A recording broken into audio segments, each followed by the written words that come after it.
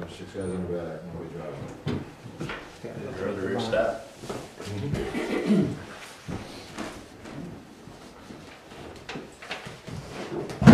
Right there in front of the doors.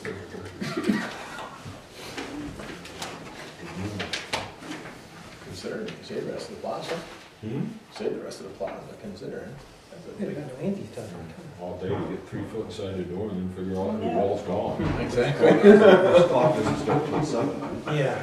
That's Yeah. all. It's working on its own these days. Well, that's right, it's a busy morning. Oh, I could have grabbed it. Yeah. Thanks. Well, no, I didn't see it. Thank You you. didn't find it? No, I don't know. And I didn't, when I picked up the stuff Should be- earlier today, it wasn't. It wasn't in it earlier, No, no. okay. I thought I left it over there. Well, yeah.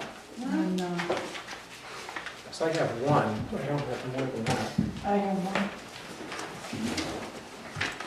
I can copy the rest that I have and give it Well, to you. it's all right. Chief Bell Here. is gonna go over it.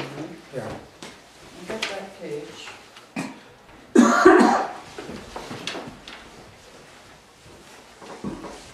Yeah, it's that, George.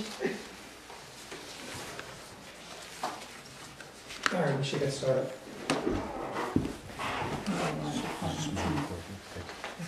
You don't recognize your own voice. Can't see it. Would you like me to hold it for you? I have that problem too.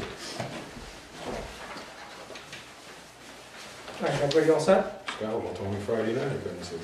Oh. That was a bad game. Uh-oh. Bad game. I won't comment on that. You there? No, just sad to see him. It's my old school. All right, do I hear a motion to accept the minutes from September 29th and the October 15th meeting? September 29th would have been that working meeting. I'll make that motion. I'll second it. And do I hear a vote? Aye. Okay. We don't have those. Is that what you're looking for? Dean, what you got for us tonight? You can do just like that. Alarms up a little bit, as you can see, based on the fact that the daytime AMA, but a lot of times the trucks are sitting right in the station, basically we're dispatched and then canceled before we respond, which is a good thing. So for the minute calls, we're sitting where we are, it's not too bad. So it works out good. Training was down a little bit this month because our activities went up. It was fire prevention month, you're aware, so that happened. Repair issues, the brush truck was taken out of service, just to let you know. It has been fixed and put back in service. We ended up getting, took us forever to get parts and pieces for it. It's of course the 1969, which is in great shape, so we're not looking to get rid of it, but it's tough to get pieces when it does break. We ended up having a friend of ours, a member of the department's friend, actually find us parts and pieces for it. We got them in, it got the truck up and running again, that passed inspection. But with that, we're probably just going to get this individual gift certificate or something, or some food someplace, because he doesn't want anything on it. So we'll take care of that internally, but it was a Buying it from good Hemmings. deal.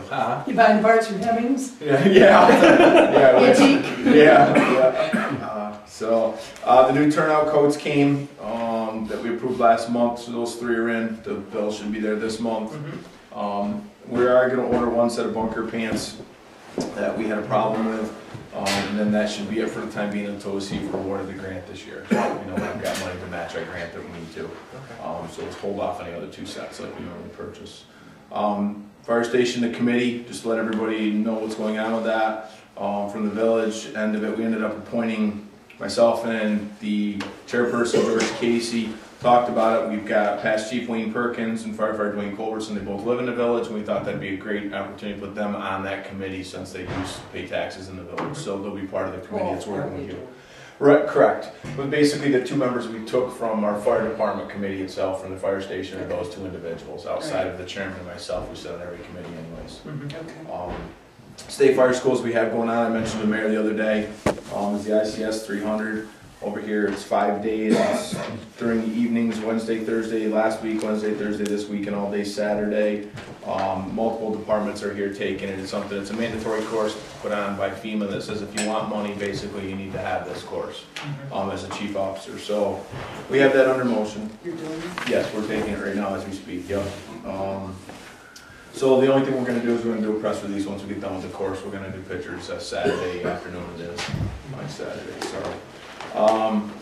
The budget stuff, real quick, I just wanted to, I don't see there's a lot of taxpayers here, but I talked to the mayor briefly. There's been a lot of controversy on the streets regards to budgets and stuff like that, as far as the fire department wise, and everybody howling at the fire department a lot and that. And I did a lot of work with Diane one day, along with the town, working on what everybody pays as taxpayers in the village of Greenwich. So I just want this noted, basically, that right now the village of Greenwich pays 63 cents per thousand. So in other words, an average person that pays $100,000 in taxes, or $100,000 assessed value, pays $63 a year for fire protection. That's all they pay right now. That's very low compared to 99% of the Washington County municipalities, or I should say fire departments owned. Town pays 68 cents per thousand, so there's $68 per year on an average of $100,000 assessed value. So when we talk, and with that to back up, when we talk about that, the debt service that the fire department has accrued, which is the 2 engines and the ladder truck right now, is all included in that cents per thousand. So there's nothing above and beyond that. The last average that I had for fire protection is right around 75 to 80 cents per thousand. So we're still on the low side. We're not looking to try to increase that based on the fire department, fire station right now, because I think that's the time that we can increase that and justify that. But I just want it known to the public that the fire department is not the one that's eating a lot of the village budget right now on the cost of increase in taxes all the time. And that's what's out on the street, and it's giving us a bad rap here. So I want to make sure everybody's aware of that. If anybody has any questions in regards to that, I've got it all spelled out in long form. I know Diane does now too, basically from what we've talked about. And please talk to one of the board members if that's the case too. But it's a very simple process on how they come up with it, which is fine. But the bottom figure is the individual that's paying is 63 cents per thousand assessed value, which is very, very cheap. Very cheap for fire protection, because you get all your fire trucks next door, all your manpower 24/7, along with a first response unit that runs to every call that we have also. So, I mean, I think that's pretty decent coming from a small community. A couple last things I have. Fire prevention at the school, of course, this last month was nothing but positive.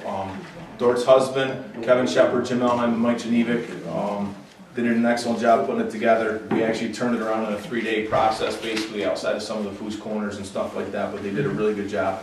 They also brought mutual aid departments in, which helped this year also, so we ended up one day, I think we had 27 firefighters there throughout the school, so that worked out really well this year.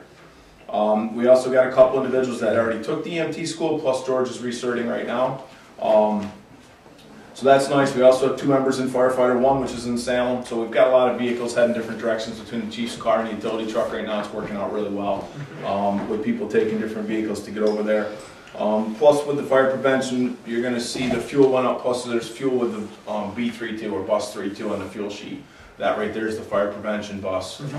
We put that in the budget every year. It doesn't cost us that much. It costs us more actually to go drop the bus off and pick it up than it does to actually put it in the bus. Sure. So, but that's all I have really outside of that. Like I said, the mutual aid departments use that bus for their fire prevention week, so it's about a month of chasing it around. And Pete Davis and Gordy Davis actually do that for us, so it works out very well. Okay. That's all I have. How far away are people coming in for the training that's going on right now? For the ICS 300, right now the farthest department is Argyle, Salem, and then they're going to have, the reason why is the course was set up, there's going to be 2 of them, one in the southern end of the county, one in the northern end of the county. Southern end of the county, we said we had no problem with representing that one, so we took that one on, and then the northern end of the county we headed probably towards the, I want to say early spring, and that time, if not, they can do it now, later fall, winter time. I think it's important to note that the firefighters that do help out with fire prevention take vacation time from their work or personal time. Some of them take 3 and 4 days, and before they did a week. And they've always done it, and honestly, one of the reasons that we don't have more fires here, I think, is because there's a good fire prevention program. There is. Any other questions or comments from the board? A couple of fire questions for Fire Chief. Sure. What do we owe, do you know, on fire trucks and fire equipment as it stands right now? Sure, Artie. And this is just off the top of my head, okay? I don't have it right in front of me. The ladder truck we purchased for $400,000 by the time we got done. We've paid on that, so I'm going to say we're right around $350,000 with that right now for the ladder truck, $350,000. And the one engine, which is, the 2 engines are both the same year. They're both 2000 pumpers. They're almost, they're going to be 8 years old, they're going to be 9 years old. One of them will be paid in 2010, so we own probably right around, I'm gonna say 10 grand on that truck right now, on one of them, $10,000. Then the other truck, we still owe another 10, 12 years on. So that loan there is $9,000 a year, I believe it is, and I couldn't figure that out on top of my head, so 10 grand a year, so you're looking at $100,000 there with interest. And the other question I got is the chief's car. How long have we had that? We've had that for 2 years. Do you know what the mileage is on it? Yep, it's in a report. It's only 13,000. We figured we averaged 10,000 miles a year on it when we originally purchased it. Correct. 13,300. We've had it for 2 years? 2 years, yep. So we figured, when we originally bought that, we figured we averaged 10,000 a year for 10 years to put 100,000 miles before trade-in. That was the game plan of it. So, and we're real close to that. We're actually less than what we figured about. So, yes, yep, okay. Any other questions?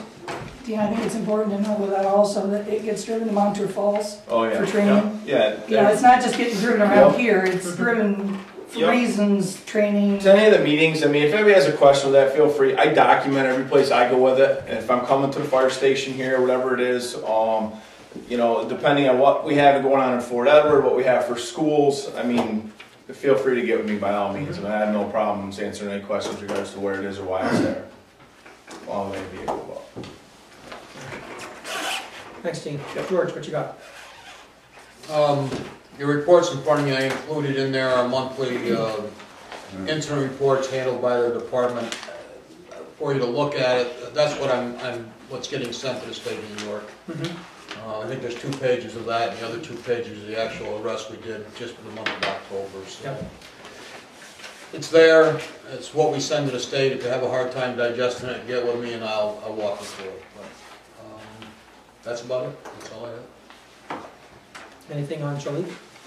Still missing. Nothing. I think the 1-year anniversary, I guess, with the remembrance ceremony or whatever in the park went over well without any problems. Yep. So. Okay. Any questions? Questions from the public? Thanks, George. Leo?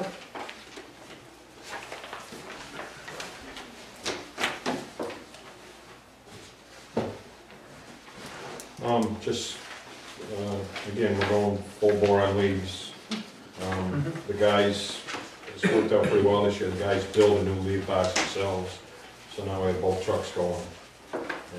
You know, one dumps, we've got the other one going, so that's worked out well. And the only other thing is we talked to you the other day there, we've had a lot of problems with one of the sewer pits up at the high school, and both pumping motors quit. We had to pump it down. We had to hire Snelly, Snell Construction to come in, pump it down. We've got one pump going now. We have to purchase another. Other than that, that's all I have. The stump grinder is completely gone. The stump grinder? You said earlier you had trouble with that. Because I know there was a number of stumps you said you're going to have to get rid of in the spring. Right. It's running right now. It scares me now because it's not safe anymore. We've put shields up and everything, and still, the last time Frank used it there, he took a pretty good shot. And when it gets a stone, it'll kick out, and I'm just scared to use it. Or maybe that's something we should start looking at replacing via a member item or something like that. Yeah, we've got over 64 stumps we've got to somehow get rid of. Does the county have this machinery? I don't think I won't say. I don't know if they have a stumper or not. Well, maybe we can look Look into maybe borrowing it, or, you know, renting or it for a exchanging period it of for time. something else. What about the town? No. Would that be something that they would ever use? Yeah. Maybe we could approach them if the county doesn't work out. And if not, then maybe we just need to call up one of the guys that does this, like Domer Right, we And we were talking and about, see what kind of bid we can get on. right, we were talking about maybe for the new budget year, have a budgeted item before that, find out approximately how much it's gonna be, Right, and, then as budget. opposed to buying a new piece Right. of, Right. yeah.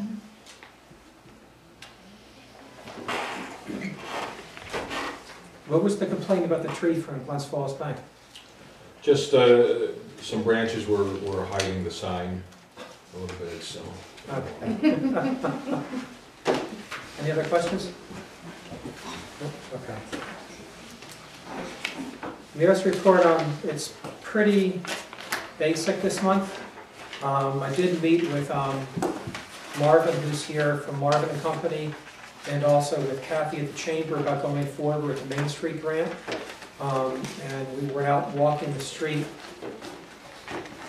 on the 22nd in shifts, talking to property owners up and down Main Street about that. We are going to be going forward with it. The Chamber is going to be the applicant for the Main Street grant this time, because they were the applicant last time. And this particular grant is the only one that a municipality can apply for. Next year's grant, again, is going to have to be back to a non-for-profit applying for it. So for continuity's sake, the Chamber is going to be going forward as the applicant in conjunction with the village. And they're going to be working closely with Marvin Company for the administration of the grant. We've gotten 15 or more letters back indicating they want to participate in the program, and that application has to be in next week. So we'll find out, obviously, probably in February, I think, whether we get the grant or not, but we're really very hopeful about that. David, is this going to require another contract between the village and the chamber like the last time? Yes. Okay, Yep, identical setup from last time. all right. So we should just get that out and look at it, make sure it's... Dust it off, yep. And then I met with, on the 30th with Leo, and I went up and met with Chris Kelly up at the high school, talking about the nursery. Obviously, the nursery company that we contracted with to help us with the plannings this year just sort of disappeared. So I have a call into Mandy Springs. But the idea was that they were going to show that the DPW how to transplant the trees from their nursery to school at specific locations around the village, show us how to do it, and then at that point we could decide whether or not it was something we want to do on our own every year, or whether we want to continue to contract with a nursery to do it. Obviously, they just never showed up, never failed to respond to us at all, so I have a call into Todd at Mandy Springs, hopefully trying to get a ballpark estimate from them and how we can go forward with them for next year. David, Yes. the grant that we were awarded, Mm-hmm. the $1,000 grant, Mm-hmm. did we hear anything about that? Other than we got it, no, we definitely need to look forward into that. I forgot all about that. Okay, and maybe that could be used in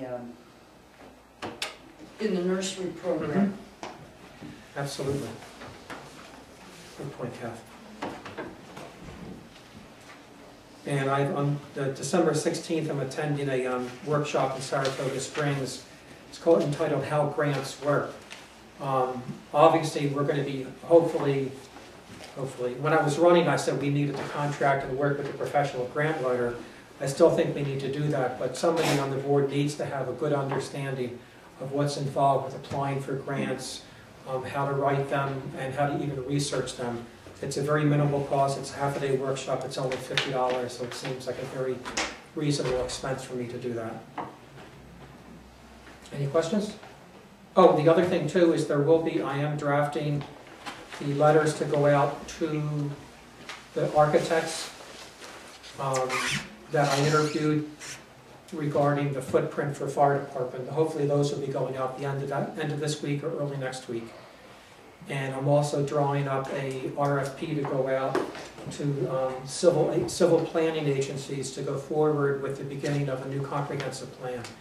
Our comp plan right now dates to 1971, and it's woefully outdated. We got a $25,000 grant, which we announced a couple of meetings ago from the Hudson Partnership, to use as seed money for a new comprehensive plan. I have been hoping initially to partner up with Cooper Union or RPI down in Troy with one of their architectural schools, so we could do it in a program with the schools, but neither school seemed very enthusiastic whatsoever about it. So at this point, we need to go forward with a commercial agency rather than just sit and wait for some school to show up who's interested, because that's not going to get us anywhere. Any questions? What kind of agency?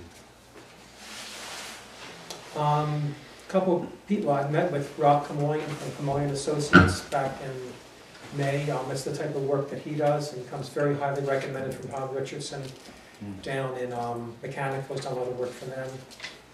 LA Group in Saratoga is another one. Saratoga Associates is one, although I just heard they had some layoffs. So it's that type of group. There's somebody also down in Troy.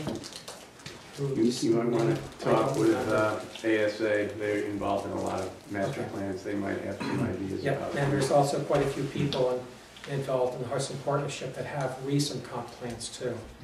So, yeah, but I'm not just going to cherry pick one person to give it to. We're going to try and find a half a dozen different people also to interview and see who's really interested in working with us on it.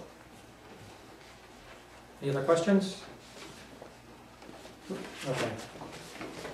Do I hear a proposal to pay all the bills? David, we have youth. Oh, that's right, youth, sorry. That's okay. Also, I wanted to remind you and everybody else, there's another bicentennial, village bicentennial meeting Thursday at the Guild Room, 7 p.m. Yep. And we're really trying to get some things together for next year. 2009 is the village bicentennial. What room? Guild Room? Guild Room in the basement of the library. In the library, okay. Yep. In the basement. All right. One of the reasons that we're meeting in the Guild Room is so that we can take a look at pictures from past the sesquicentennial and the centennial celebration and see what was done at those celebrations, so that we can try to replicate possibly some of the things.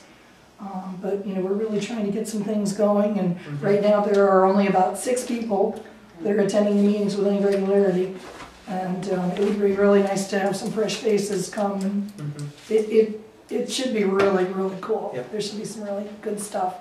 You know, we're tentatively looking at some sort of kickoff in January with a dinner. I mean, we're going to be doing a press release, but just kind of to put it out there. And then we're looking at events throughout the month of August, which is actually the bicentennial. And that's this Thursday? That's this Thursday, the 12th at 7 p.m. And there will be a restaging of Greenwich the Musical this summer as well. Yes, yes, thank you. So I know a lot of people be looking forward to that, and they're looking for cast members. So if you've ever wanted to be a lady in the street, now's your time. Or lady of the street, sorry. The youth, Lyle and myself and Pete got together, not this Sunday, but the Sunday before, to kind of revisit some of the park ideas. Since our approach to the town and our approach to Glens Falls National were both kind of not, well, they didn't go through. So we got together and kind of walked around some of the other places that we had thought about. And we actually come up with a recommendation that the area right outside this building well, it would be between the building and the town parking lot, potentially be used for a playground with picnic type area that could be used, you know, the moms could sit at the picnic tables and the kids could play, you know, with I'm sure there would be some sort of fence to, you know, protect the parking. But, you know, we looked at where the snow slides off, and we still think that there's room to do something there. It's about 55 Yeah, there's actually quite a bit more room than you would think. Do you know where the line is, where the... I was afraid you were going to ask that. Well, not exactly, but we kind of do. And where the picture was is not, I think it's on the big parking lot line. Thank you. George said that's not accurate. George said that? Did he, Yeah, did he say that in the office that used to be mine? Or did he? Wrong door. No, not that. Oh, okay. That's okay. I was going to try to remember him, but I couldn't get it. They had looked at it because of the fire department. The line, I think, is actually under the pavement. They did say that was drawn through satellite imaging. So Yeah, it's not. Lights on. That line, the map that we looked at is not. There's also a water pipe or a gas pipe that's out there to the For the fuel oil tank. fuel Yeah. tank. So I didn't Yeah, know I proximity, what we have to do with proximity with that. Yeah, we'd have to look at those types of things. But that's definitely one of our first places of recommend doing something. We thought, you know, central to It's the, right outside the police department, it'd be perfect. yeah, we were thinking about the skate park there, but then we said, nah, we don't want to give George heart attacks. The other thing is you got room for extension on the steel building rooms. Exactly. That's just food for thought, Yeah. because you can wrap it around. the Exactly. corner. Whether That- you do that anything with actually- the back half or not, you're still gonna have the room that goes around by the That was brought up. So we did talk though about, there'd have to be an agreement between the town and the village regarding parking, because that would be all town parking. Sure. The only other thing to look into now, before you go into this, because we went into this with some stuff we're gonna put back there, is make sure you check where both fuel tanks are in the Yeah, sewer system. It all lays back in the grass back there when they start drilling holes, that's all food for thought. Yeah. Leo's gonna probably know better than anybody else, but I do know there's fuel tanks behind both buildings. Underground tanks? Yeah, so I mean, just things like that before, you know, if you do something like this. Call before you dig. Well, Yeah. Leo might not be happy. Call Leo before you dig. So anyway, that was our That's one. first recommendation. We then drove up and took a look up at the school at the lot that's the village lot that's currently the ice skating rink, wiffle ball park, and then the mess in the back. And our recommendation for that area is to keep, to use the back part as potentially a skate park with certain, I mean, we've got to decide how we want to do that. You know, we need to look into whether or not we want hours. We need to talk to our insurance company and find out all of the implications of the different types of parking we put in there. But that seems to be the place to put something like that with a very tall fence so that kids couldn't climb over it to get in or out. And so the neighbors couldn't see. And so that it wouldn't affect the neighbors visually. And then in And the, they can't get out. the neighbors can't get out Like either. that, You yeah. like that? There's room at the front of that park that wouldn't impact the wiffle ball area for a small, we were thinking more of a preschool age type park, which are like a play, maybe a couple of units. That would be something for the smaller kids to do while the bigger kids are playing wiffle ball. And it would also be nice there for people that are waiting to pick up older children from the school. So that was our second recommendation, is that we look into doing something. The one major thing that was with that cement pad was the drainage issue. And we didn't know if that was something that could be pumped out or if Yeah, we'll have to. there's that drainage hole in the middle. Right. The kids See, originally, that was gonna be a hockey rink. Right. When we put that blacktop in, that was gonna be a hockey rink. And we put that drainage system in, and the drainage system has never been right, but Right. I think we can dig that up and. And we talked about that too, and how to impact that area, like, because there's boards, right, from RPI? Oh yeah, we got them at that GA building. Yeah, and that's something, like, when I first got invested in this, the Gannon group, it was because of the hockey rink. Yeah, You we can have, minimize it to those boards too, so you can shorten your field Yeah. up with those because it's expandable. I figured we could do a half rink on the blacktop, and then the other half could be a free skating rink for people who just want to skate without, you know. yeah, we have RPI's entire hockey rink. Yeah. Boards. So that's something I would really like to push. That whole area could be a really nice, multifaceted, year-round place without any real. I mean, we already have that. Yep. It's just I know that Chris, the former mayor, told me that it was a lot of man hours, and there was someone from the DPW who was really kind of going out there and spraying and doing all the work. So, I mean, that would have to be something we'd have to coordinate because that's a lot of work. And our final stop was at the river park, where we looked at potentially, that's just an absolutely glorious area visually. And we were looking at, there's a boat ramp, or boat, you used to put that in every year. There's a place for boating launch, and we were thinking that putting in some sort of a lockable boat storage area at the top of the hill, where it wouldn't be impacted by flooding, or at least it would take a major flood to get up there. For canoes and kayaks. For canoes and kayaks, that people could lock their boats there. And we were also looking at some sort of a fitness type park there, where there would be elements that you could walk around, and like this one area could be where you do chin-ups, and then go to another spot and do sit-ups or something like that. There are fitness parks like this. Yeah, a circuit kind of thing. And possibly extending some of the trails out We weren't exactly sure where the property lines were there. But we were thinking that, there could be a really nice trail system through there. And the Cub Scouts have offered to help clean up parts of that. Okay. So we've got some potential labor there that would help with that area.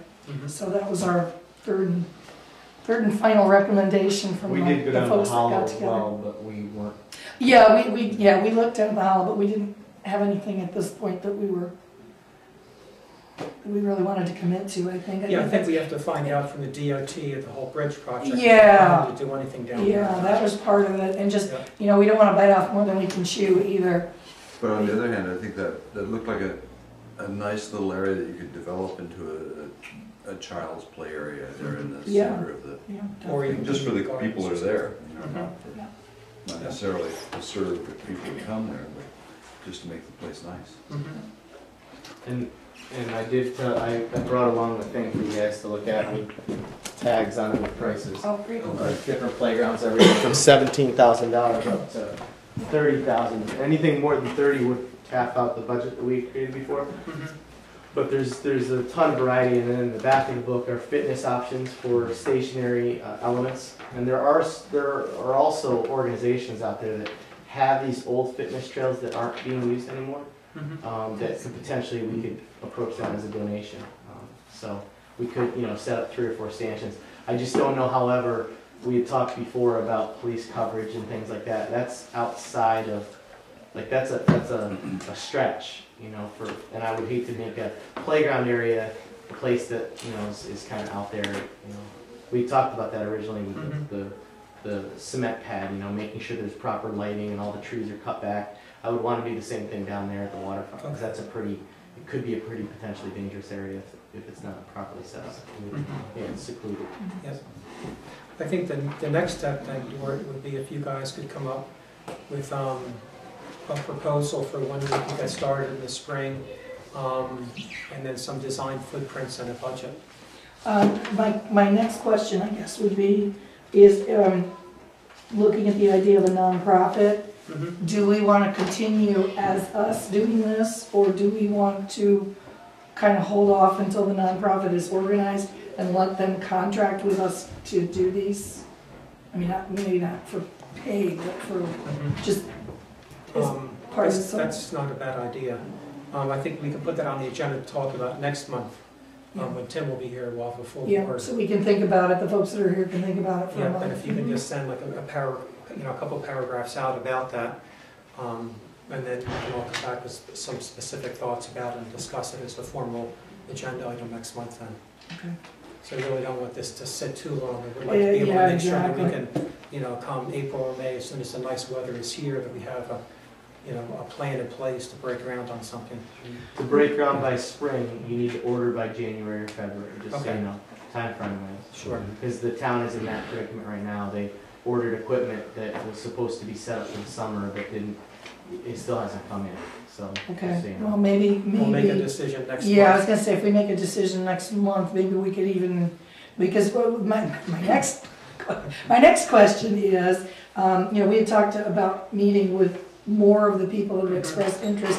I'd like to see us set some sort of a date to talk with Andy about setting up the nonprofit group, so that we can start getting things going. Okay. So, I would like to see us do that before the next meeting in December.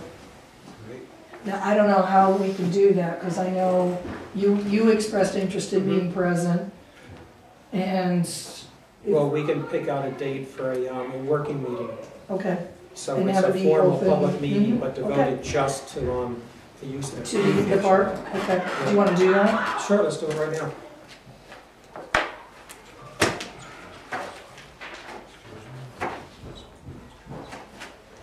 Can it be a Monday? I was just going to say we could do Monday or Tuesday. Mondays work better for... How about Monday the 24th? Yeah, that works. It's a week of Thanksgiving. Would Tim be back? I don't I know. believe He so. said, the email said 3 weeks. But he's been gone for a week. Yeah. Okay, well, that would be the 21st That's then. 1, 2... Or we could do Monday, Do you December 1st. want to do December 1st? Yeah. Why don't we do that? 7 p.m. here? And Andy, we will need you for that. Okay. So that'll be That's a a working Monday? meeting on Monday, December 1st, 7 PM here, dealing just with youth issues. Okay. And I that think- meeting is open to the public, obviously. The most important thing is for the people that are gonna be involved in the not-for-profit to be here. So Berlin, Garson, I'll come along with all the materials. Good. And then, you know, we can have a discussion about the roles that, you know, the role that the village will play in it, which will be limited, but it's set up to serve the youth of the community and work with the village. No, sure, there's a lot to talk about with Yeah. Andy. Anything else? Art? David, have you or the village board ever contacted the Howard Slocum estate about the 2 acres he's got down there by Village Park? No, we See if they haven't. work a deal with them? is that the river, No, we the park by the river? Yeah. Here, I'll Might give- not be a bad idea. Yeah, okay. I don't know what he's asking for, but maybe as a village you could cut some kind of a deal with him. Okay, Howard Slocum? Okay. That's contiguous to the park? Howard died, it'd be Howard's son. Okay, The guy to get a hold of, Kenny Skelly, he put you on to the right okay. people. Where would that be in relationship? Is that extending further? You know where the park is? Yep. Where the slides are and the dock and so on. Yep. Be right straight across the street. There's an old tin barn back in there. Oh, okay, big yeah. field in front of Yeah, the because we were hospital. actually looking at that as potential parking area, but then we real, you know, it There's a wasn't. place to dump snow. Right, Leo? That too. That's my dealings with Scout, though, I can't divulge them. Might not be a bad idea to contact, I'll give him a call tomorrow then. local, see what he has to say. Great, thank you. Any other questions about this? Yep. I've heard talk about this playground, but somewhere along the line there, I haven't quite got the whole thing as to, is this part of the Gannon Fund, or is this money, where is this money coming from to put up this playground? It's money coming from the Gannon Trust. Okay. It will be. Well, I would say two things on that is like, first off, the park that Art was talking about. I don't know if anybody has seen that, but that would be probably a great option. And it's pretty decrepit now, and I saw pictures of it from years ago. It was very nice at one time. Had a dock, it had slides, it had swings, and now it's just kind of a rust bucket where there's no dock there anymore. People walk their dogs down there, and it's... Well, Clay, not to interrupt, but you just walked in. We just scheduled a meeting for December 1st to deal just with youth issues, including the parks. Sure. So that would be a perfect time to come with some input and specific ideas, and to see more about what we're looking at. All right. Okay, next up is all the bills which we just paid. Do I hear a motion to approve paying the bills? I'll make that motion. Do I hear a second? I'll second it. Any discussion? Do I hear a vote? Aye. Aye. All right. Okay, next up is the 7:30 open public hearing regarding the local law number 2, which was our new water regs. And we discussed at the last meeting. Has everybody a chance to fully look this over? And do we have any comments or questions on this? What this is something that got started by the previous board to rewrite, make some changes to our water regulations, and Diane, Leo, myself, and also Kathy spent quite a bit of time looking through this, coming up with changes which the Barge Group redid for us. And it also includes new water rates, which the previous board had spoken about. And once this goes into effect, those new rates will go into effect. And the rates we're proposing are the rates that the previous board, Dort, Tim, and everybody else had agreed upon. So, any discussion from the board or the public? What is that increase for village and town residents? Oh, you did want to know that, didn't you? Yeah. I don't have the, It's not significant for village residents. yeah, I don't have the before and afters in front of me here. Yeah. They The- talked the- about documents, a 300% increase for town residents at one time. It's three times the village rate. Yeah. But it's, even though it seems like a huge increase, it's still significantly lower than most other area communities in Washington County are paying. Especially if you talk to the people in Cambridge, they think that we have a heck of a bargain over here. I'll second that. Yeah, you're a resident there. I am. Diane, do you have a Yeah, copy of the 4 or old 5. rates that Carson could look at? I have a, yes. So he can see what the increase is from what he paid. Well, I know what I'm paying now. You know, Right, if I can well, Well, the multiply that by minimum's 3. going from 27 to 60. Mhm. But I'm at 3 times the minimum right now. You know, I have 2 meters, one for the car wash, Mhm, so it's, you know, potentially could be a substantial increase for me. mhm. And we do understand that, but we also understand that we are providing a service to people outside the village. And that's one of the reasons why I live in the village, is so that I have that service. And from what I remember sitting in the audience last year, part of the rationale that the board decided to go forward with a new increased rates was to try and generate some additional revenue to help pay for infrastructure repairs. Sure. Our water tower, we have prices Absolutely. before, what was that, 1.3, I think was the number I heard for the new tower. Last year, yep. That's for one stanchion. You know? Mhm. How many years of those rates increase would it take for us to be able to afford one? Well, I know, we can't wait that long, Garson. I know. I know that, believe me.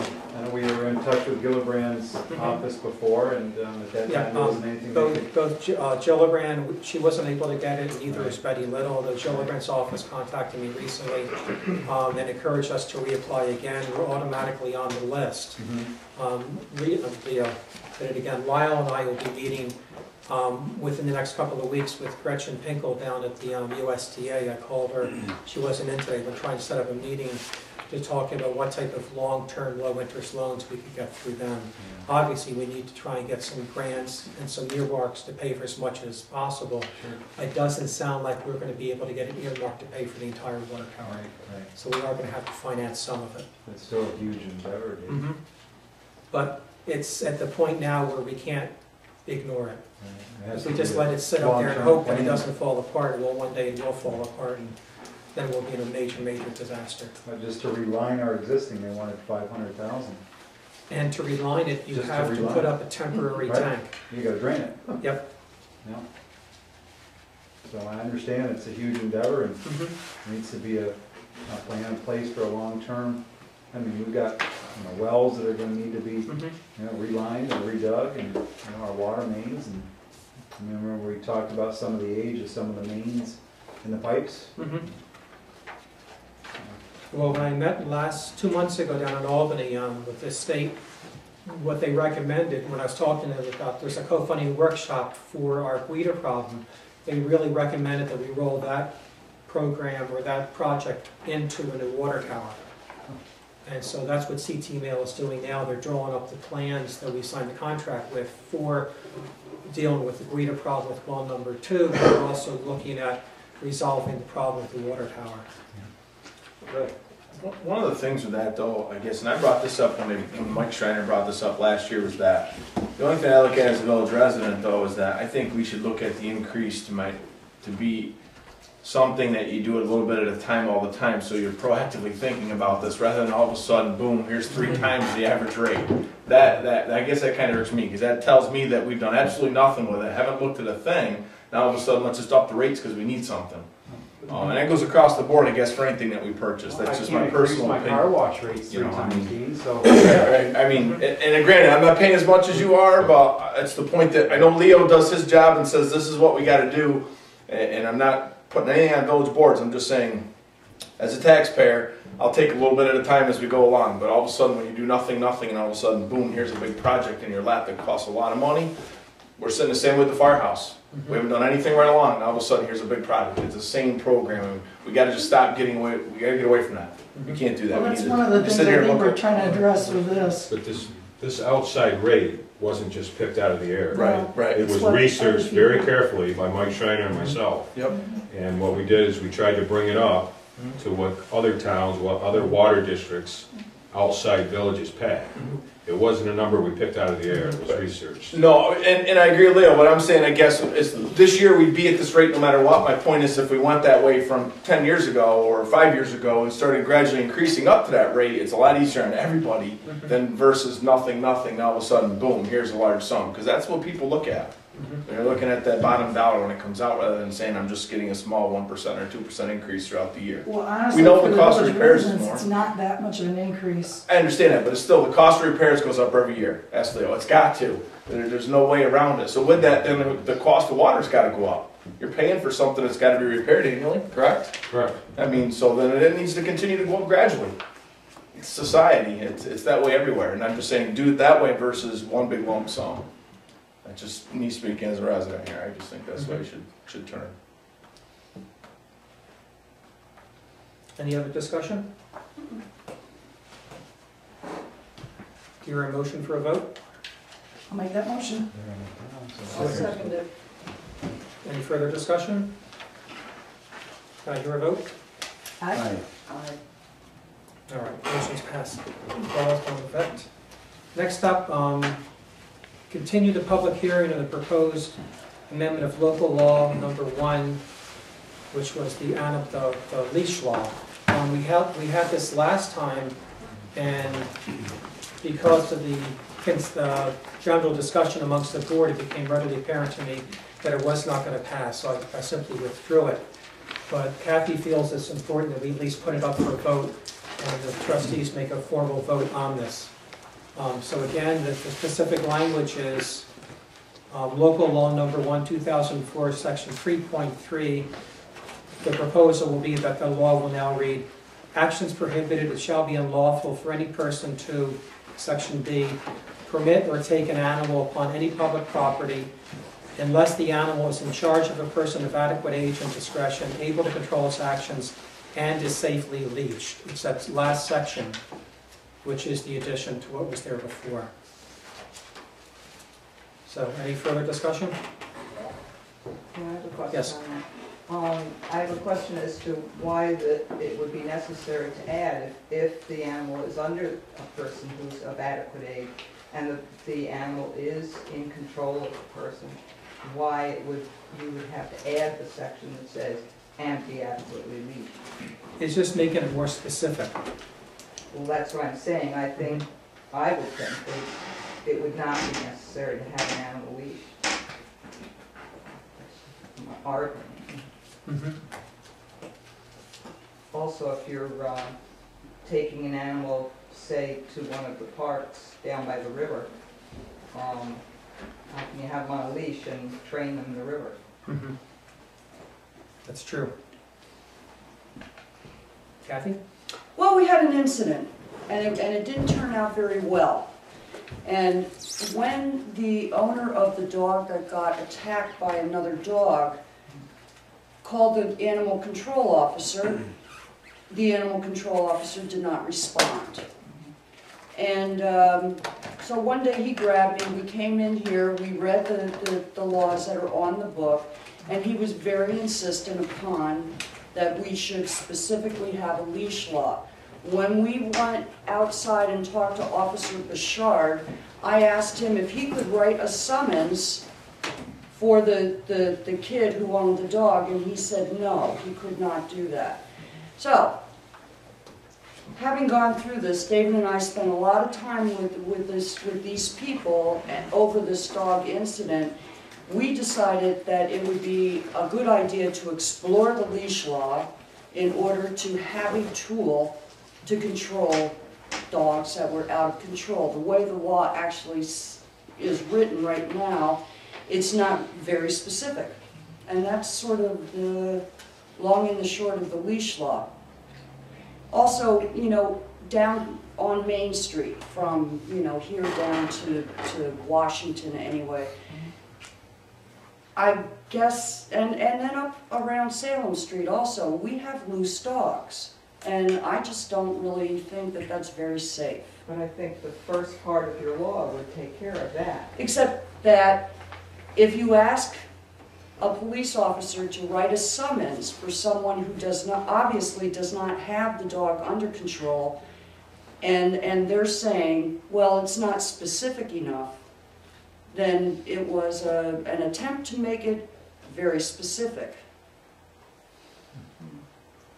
Now, there are two people in town who are very opposed to this because they have dogs that they do walk on Main Street and they do respond to voice. The other point that I would have in response to what you're saying, and I understand what the village's concern is legally.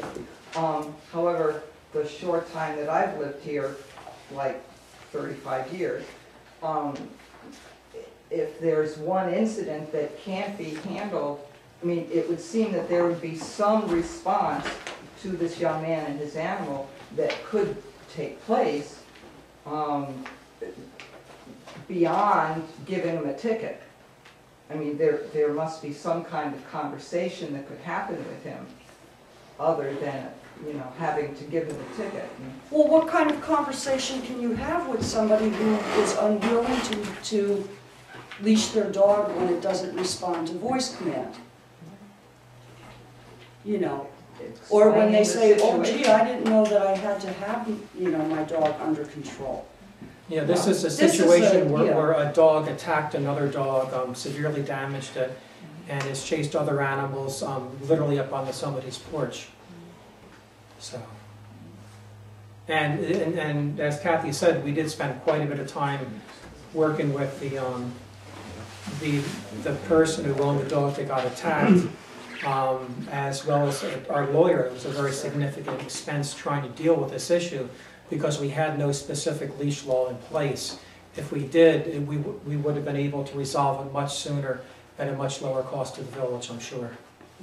Wouldn't that fall under different laws, like nuisance laws or endangering the welfare of others? Would they do that angle instead of... There wasn't really a problem finding a violation here. There's several violations. I think the point of the leash law would be to prevent something like this rather than have to prosecute it afterwards. Right. But that may be more of a, that remedy of requiring every dog to be leashed may be more than people in the village want. But it would prevent, I think the point is it would prevent that. I mean, you couldn't talk to the owner of the dog who did the attacking. The owner's gone and the dog's still here. Yeah. Yeah. I think it sounds like you got more of a dangerous dog area that you want to come up with versus a leash law across the board, to where you could put laws attached to a dangerous dog deal when it starts attacking humans or other dogs. Well, granted, it's another you can law, under the Ag and Markets law. A dog, there's a vicious dog that's defined in here, and a dangerous dog under the Ag and Markets law.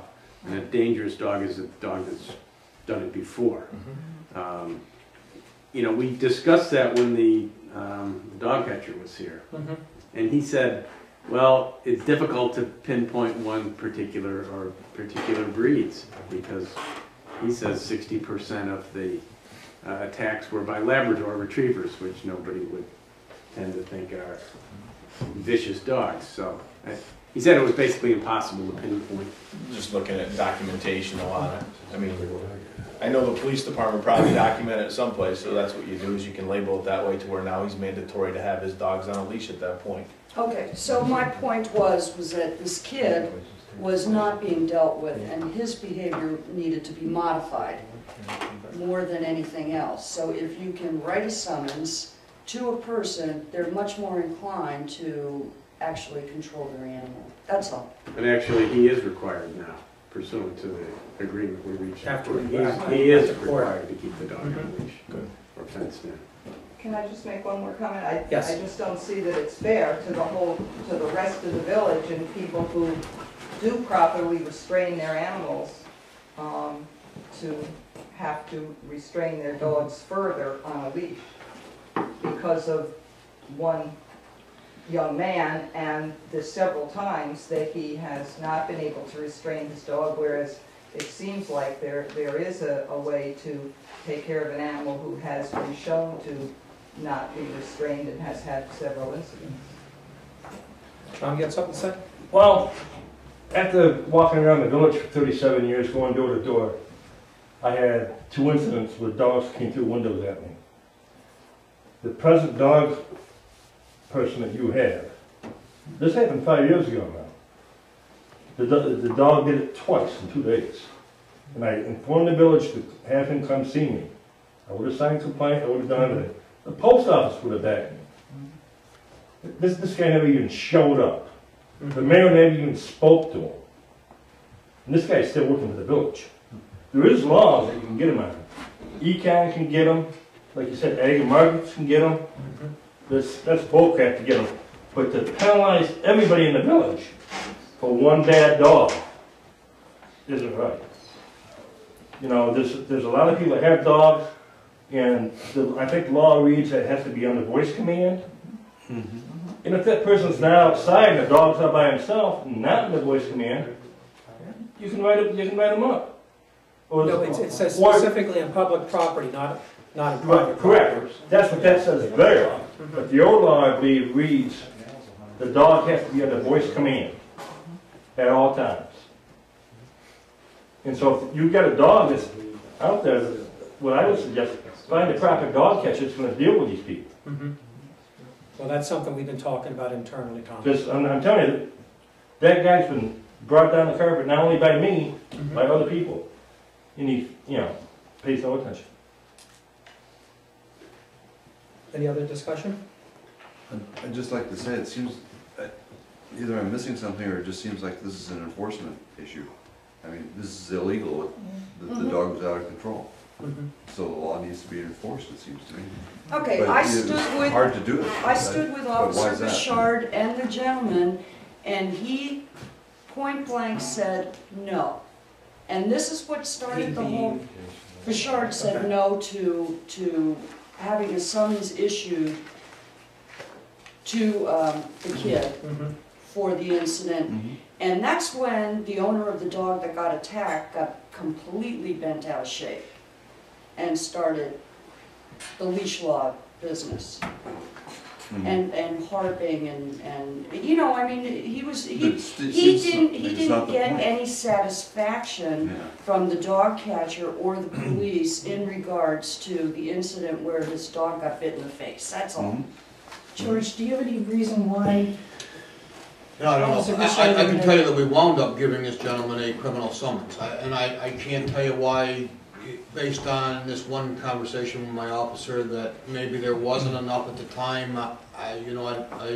Without going back. It does seem that the law wound up. books. We stood there with the laws. We wound up bringing him into court. There was and I can tell you, I'm familiar with the gentleman, he really is a difficult person to deal with, and Mr. Kelly can address that. He just didn't understand anything. He didn't understand the seriousness of his dog attacking another dog. He just was having a hard time comprehending everything. But again, now I guess the dog is here, but he's gone, but I think we got through to him anyway, one way or the other. So. And the dog was on a leash when I saw it the other day. So I felt better about that whole thing.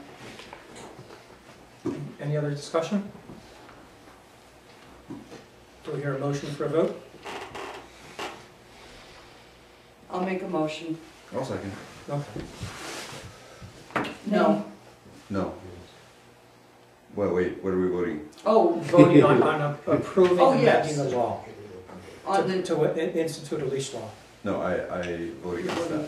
Okay. I vote against that. And I'll vote for it. Okay, so it's defeated then. All right, next up, local public hearing on local law number 3, which is changing the parking regulations. I don't have a copy in front of it.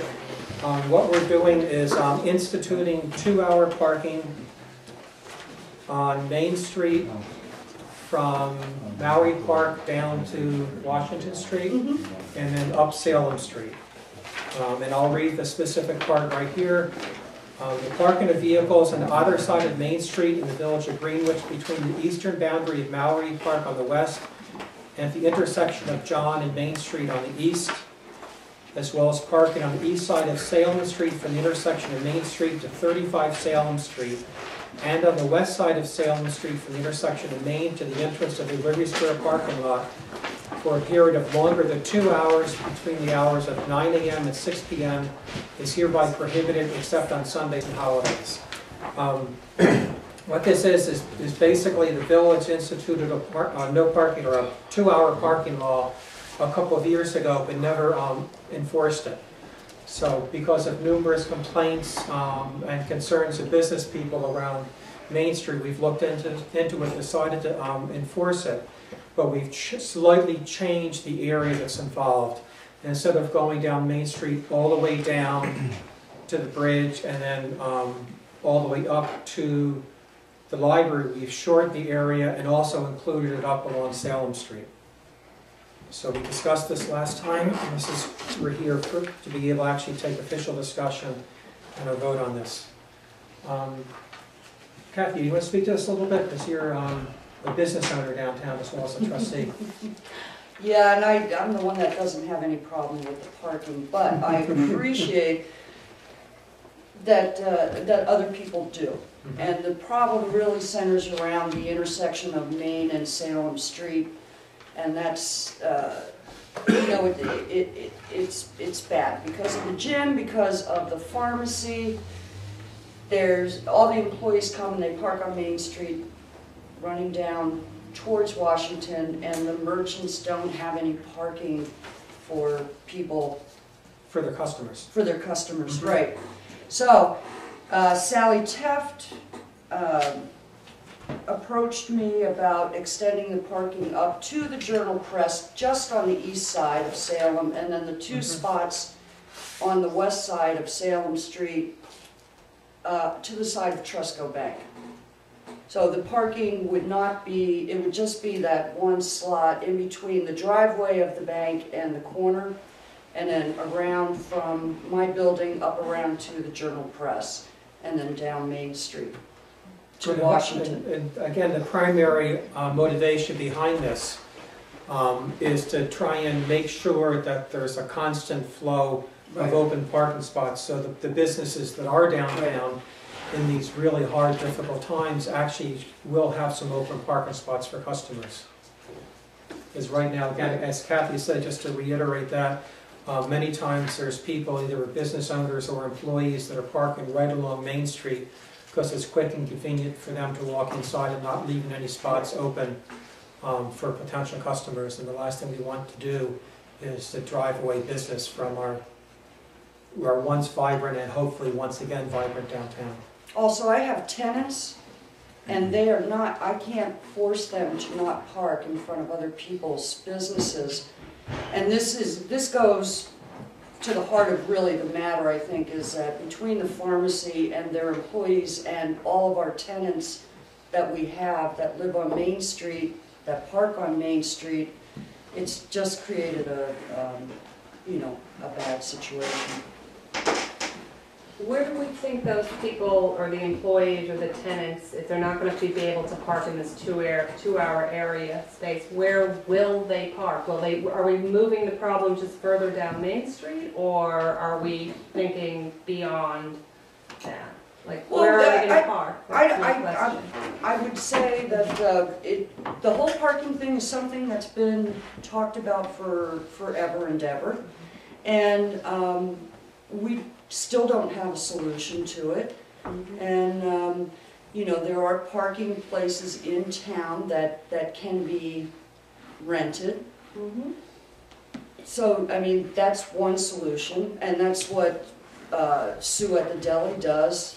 She has rented a parking place for her tenant so that she could. Oh no, I don't have it. It's not my issue. I'm just asking in general. I have tenants and I've given them parking. Right. I've done that too.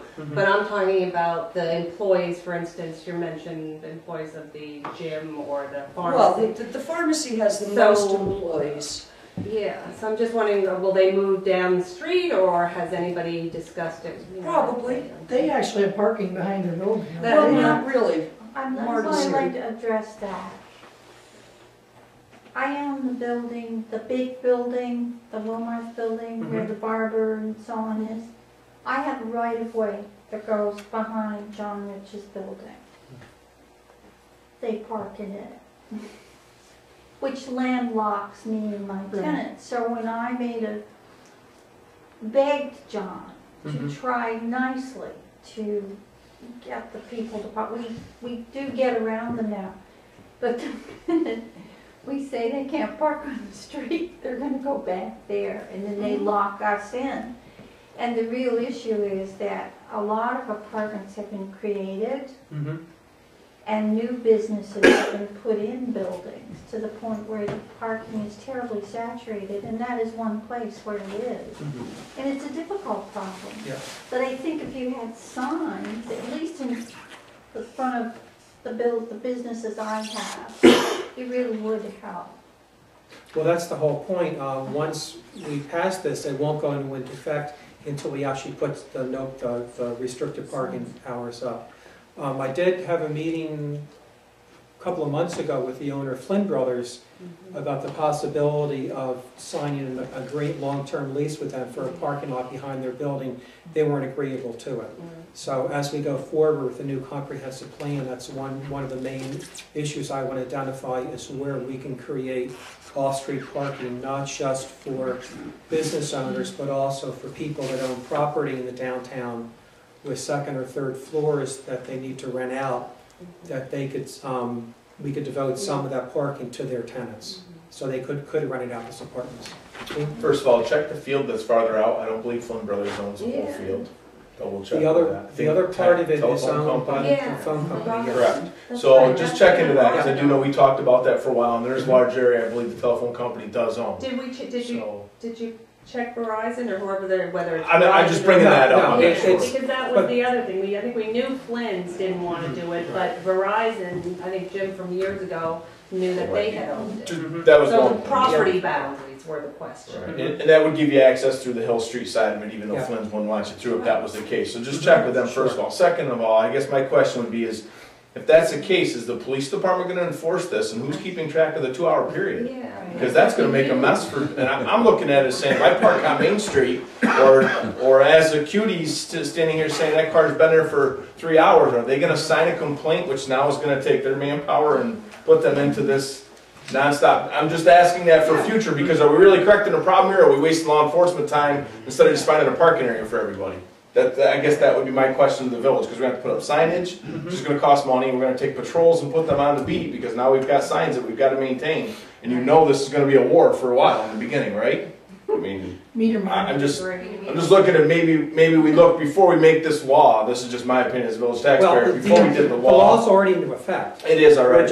We're just adjusting it, but the village has never enforced it. Okay, gotcha. It's been on the books for about 2 years. For a while. Now. Okay, gotcha. So do you need signs in order to enforce it? To enforce it, Just looking to put the signs up. That's already in the law. That's the law that you need. And so all we're doing basically is we're adjusting the area that would be under effect. Okay, gotcha. Well, I agree with you that you need, it's a bigger issue. I didn't realize there was a law in, which that's great to know now. So now you're looking basically for the signage to go up with it to enforce it. Yeah. Well, to be honest with you, there are a few cars that are put on Main Street. Everybody knows where they are. That put them all day. And that if it's enforced for a while, I mean, you just call up and say so-and-so's had a car there. We have done that, actually.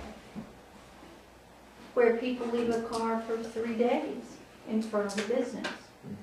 And if you have a 2-hour sign, it's easier to call the police and say they've been there since. Sure. Because I know in front of the businesses in my building, they really notice when cars stay a long time. So, I mean, it's not like you're going to have to go, you know, in New York, they do something on the tires or Saratoga, they chalk it. The chief owns one though. Don't you know? Listen, there are people that have had 2 cars on the street. One person living in one apartment had 2 for a very long time. Linda, you had something to say? I was curious too about the enforcement and also about what the fine or penalty would be for violating the ordinance. Not that much. I think it's like $10 to $25 or something like that. Yes, it's not huge. Okay. One other suggestion I might have is to consider going up the street on the Trusco side, a little bit further on Salem Street, probably technically into Washington Square just a little bit. The 2 spaces between the Liberty Square entries, those are prime customer parking spaces also, very frequently used by for all day purposes. Glenda, where am I gonna park? We're all gonna be first come, first served in Washington Square. Well, I think that's a good point, Glenda, but I think we're at a point where we need to make a decision to really actually enforce this law or not. Once we get the signs up, obviously, if something isn't working, we can go back and adjust the parking area. But it's been on the books for a couple of years, the village has never enforced it, and that's inexcusable. Not advocating the Washington Square be considered, just No, those I 2 understand. spaces in between Yeah. everything. Where does it start on the west side? At Cottage or out front? No, right now, it's on the books starting at the corner of Church Street, right up here. So what we're doing is moving it down, beginning it right at the end of Mallory Park, and then going down. In front of the Verizon and Sprint building. And going down. Right, because a lot of people now, I mean, even people that are owners of some of the businesses that I have lived to, they're parking up beyond the lawyer office, Windsor's, which doesn't seem to cause congestion in the village. It would be a shame to put the sign so far out that people are not trying to park. They've been pretty good about not taking the prime in front of the businesses and going out that way. Okay, any other discussion? Clay? I think it's a good idea because it'll do 2 things. I mean, it'll keep traffic moving. It'll give people a place to park that are coming into town, because if people drive into town and they don't see a place to park, then they're going to keep on going. And I mean keep on going, so that business loses that sale for that day. And it's vital at this point in time because of the economy that, you know, the village has spaces for people to pull in and use. And my next point, and I know the chief will love this, is Don't say anything. Police chief though, right? Make sure it's police chief. Do not incriminate yourself. is that if it is to be enforced and it does get voted in, then we will surely see a police officer, because in the beginning of the summer, and I had talked about this before, we did have foot patrols a couple times a day in the village. I had a lot of comments, feedback. People actually, business owners like this. And the guys came in and introduced themselves, which I think is a good thing, because you need to know the people that you're dealing with. And it makes the situation a lot easier if there is a situation, if they know the officers. And we don't know a lot of these officers, and I hear there's an assistant chief, I don't even know who he is. And he's probably, I assume he's over here, so if we are to enforce this, that means that there will be an officer on the street, which I think is a good thing, because it also deters people riding through town thinking that they're going to get somewhere or do something by seeing that police officer. And I think the taxpayers obviously will feel better too when they see the police officers, because most of the time I don't see the police officers except when they're going from one end of town to the other. So I think it's a win-win. And one other thing about parking is if you look, if you go back and research and talking to some people in the town, a lot of these deep lots and like with Flynn Brothers, you may find out in fact that even though Flynn Brothers may claim that that's theirs, it in fact may not be, because there were these like roads along a lot of the back of the streets that were made just for horse and buggies But in this particular case, it is owned by Okay, well, you may want to look, because you may be able to find some of these things in the town that somebody may claim, but in fact it isn't theirs. It may have belonged to the village because it was a horse and buggy track. Okay. All right. I just want to say that it's not an easy problem to solve because we could have a negative effect with people coming in and spending the day in the village as well. Yeah, that's what I was thinking. I think Main Street, you know, my view is that Main Street needs all the help it can get. And I agree that, yes, it's a deterrent for people if they're shopping. But as far as the ability to rent out a space, I think anybody who is trying to rent their stores, if whoever is renting the stores realizes that they either have a problem parking or whoever is renting that space doesn't provide them with a parking space, they're not going to rent the store. They're going to have more trouble renting the store. And if Main Street has a problem in parking, or the people, the retail merchants, I mean, that's a good problem to have. I don't think, you know, people who say, oh gee, I'm going to get a ticket if I'm here if I have lunch and then I want to shop, and then they realize they've got to run off and get back in their car. It's a deterrent for people to stop. Because I think we know what the problem is. The problem is the employees and the tenants who live here, and the people who are in their stores all day long, the proprietors. Those are the ones that need parking spaces. And a 2-hour limit, I don't know if that really addresses it. How do you deal with it? You force them, Well, how do you force them? You can't separate it.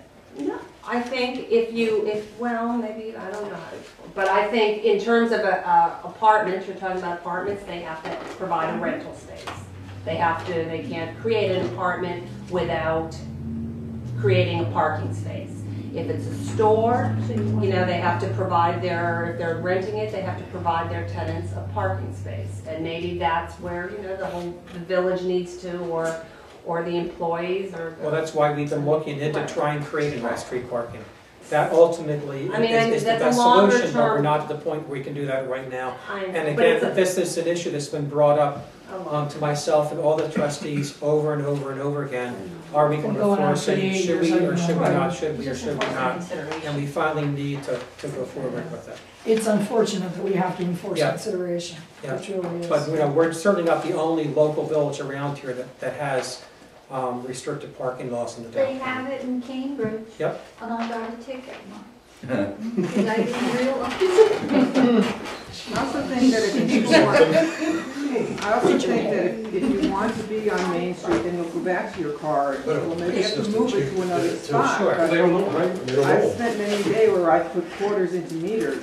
So dark right. We don't have meters. I know that, so we're at an advantage. Yep. We're not charging people, we're just asking them to only stay in that spot for 2 hours. Any more discussion before I call a vote on the issue? Can I hear a vote to go forward with enforcing the parking law, the 2-hour parking as amended in the new local law? Those in favor? Aye. Those opposed? And the motion carries. Thank you. Next up, Kathy, you're here. Kathy Tompkins from the Chamber is here to talk to us about a proposal about putting new lights on the Christmas tree in Mallory Park. Yep.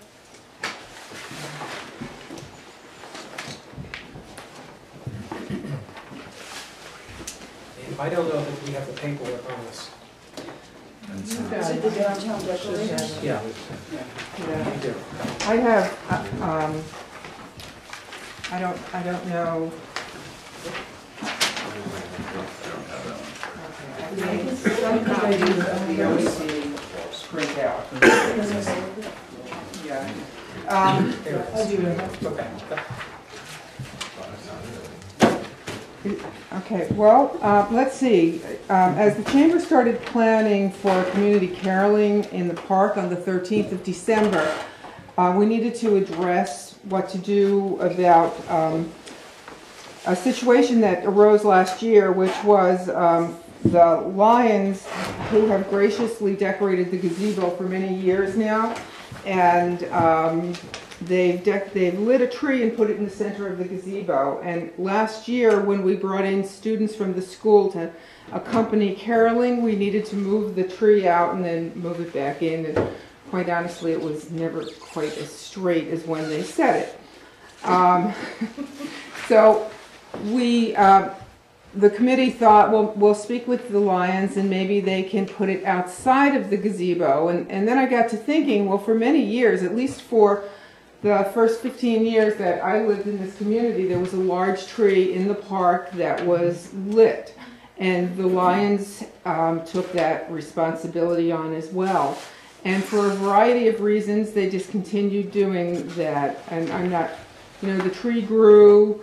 It was harder to get people to do it. It was harder to get a bucket truck or someone to decorate a very large tree. So I started looking into resuming that, but doing it as a joint community project by including the village and the town of Greenwich, and of course the Lions, and the Chamber of Commerce. And you are my second stop on this quest. I've spoke with the town of Greenwich, and they brought it to their board last week. And they have made a commitment of up to $1,200 for lights, if we can pull it together. I passed out to the trustees a printout about a particular type of light, which is an LED light. It's been around for a few years. This particular printout says go green because they are environmentally sounder. I mean, in using an LED light, you're using 85% less electricity. They last, I believe, this one is saying that they last 50,000 hours. Another one that I had was 100,000 hours. They're not glass, they're made from a very heavy plastic or resin, which makes them exceedingly durable. But because of that, they are very costly. As anyone can tell you, if you go into a store and price an incandescent compared to an LED, the cost is much higher. I've gotten two different quotes for a system of lights to cover that large, one of the large trees that sits in front of the gazebo, and the estimate is coming up at approximately $3,100. The lights would be a 2-inch light, a larger size light, and this quote includes a 14-gauge heavy-duty exterior wire, which they recommend can be left on the tree year-round. It's resistant to UV light, and it's resistant to the weather. What it's not resistant to is ice, if limbs got iced up and broke, and it's not resistant to squirrels chewing on it. This was an interesting research project, as you can imagine. But it means that you can, in fact, put them up on this 25, 30-foot tree once and leave them up there for the life of the wires and the bulbs. As I said, this is my second stop. At the first stop, the town was very happy to entertain the idea of a joint community effort. And they committed up to $1,200 towards the lights from, I believe, what they had left in their either celebration or beautification budget for 2008. So I guess I'm asking for your consideration of something comparable, something near there. Do you like the idea? Do you not like the idea? Do you have questions? Is this something that we could go forward with in time for this Christmas? Oh, absolutely. One of the things that I liked about this particular product was that it's It's from Downtown Decorators, which is in Syracuse. It's actually it's the only major lighting, holiday decorating company in New York that I could find. The lights are in stock. They would ship within 48 hours of our placing the order and probably be here in another 3 or 4 days. I did touch base with Leo and asked him what he thought about the process of putting them up, and he said that he would work with us as long as there wasn't a foot of snow on the ground. So, you know, given that, I think that if we can come up with the funds, then we would order them quickly and have them shipped quickly so that we could get on your schedule to get them up. The other thing right now about these lights, I believe that they're running $3.10 a foot for the light and the wire.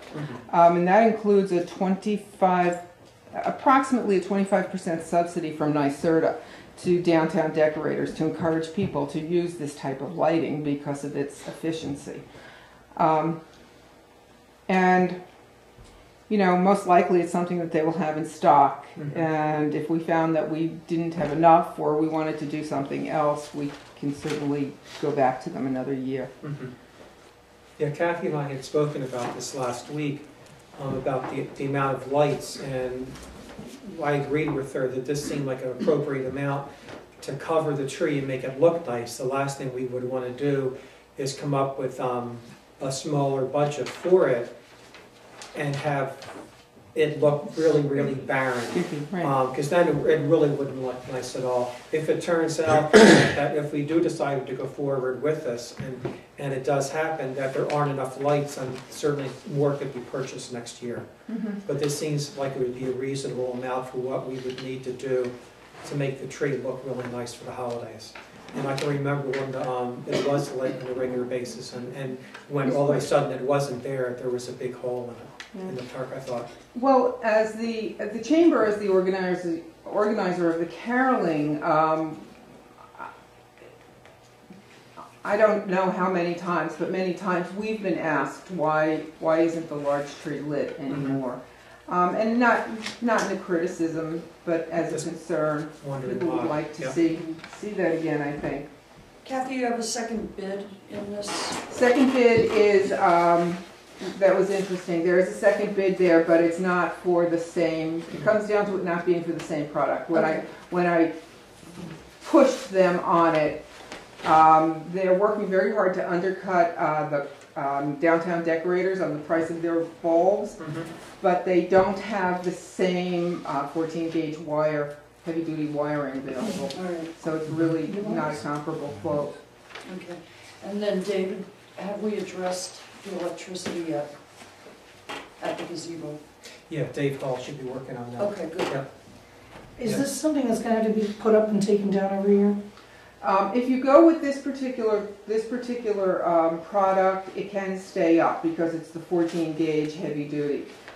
They said that it certainly can stay up, and it will withstand weather and UV rays. You know, but there are other things that could happen. Like squirrels. Like squirrels. Ice and squirrels. And ice. And Do they sell a squirrel repellent with Oh, you can buy that at the hardware store. Just they'll look like decorations. It'll be fun. Leo, without a cherry picker, can you get them up? Well, again, I talked to Kathy on this. We rent a bucket truck to put the banners up, so we can coincide that and do it at the same time. And my question is the current electrical supply all right, or is it dependent on the new installation that's been proposed? well, if the outlet that's just below that tree is still functional, or if we can make it functional, and we might actually, I mean, we need to determine that it's functional or what it would take to get it back there. It also looks like there's a box on there that at one time was self-contained and locked, and I think it would make sense for us to go back to having a lock on a box there so that we avoid any hooliganism, shall I put it. right? Yeah, sure. Anyway, I was talking to Dave about the electrical issues in the park. That particular location wasn't one that we looked at. We're looking more at the gazebo Right. and the hookups over in Church Street. Yeah, okay. But, we do need to determine that that's going to be serviceable. Yeah. But we do have money in the budget for My concern is- celebrations. But we've got a huge celebration coming up Yep, next I know. year, I know. which we were at some point talking about using, this year's money to buy perhaps banners and Mhm. things with the idea to have them for next year, so that next year's budget could be utilized for For other stuff as well. Mhm. additional things for the bicentennial. Mhm. I mean, I don't have a problem putting some funds toward this, but that's a pretty big, Mhm. 1,200 is a pretty big chunk of what we've got, I guess is what I'm saying.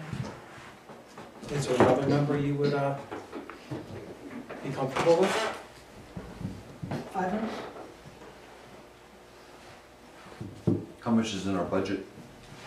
And how much do Right we need now, for next we've year? got 7,000 for celebrations, and I forget what the other number was, I just had it in my hand, certainly.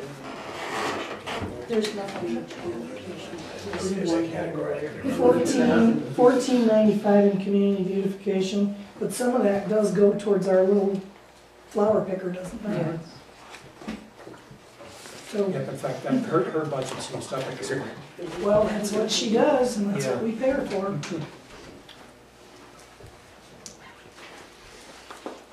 No, we only have 5. Are there other sources beside the town and the village?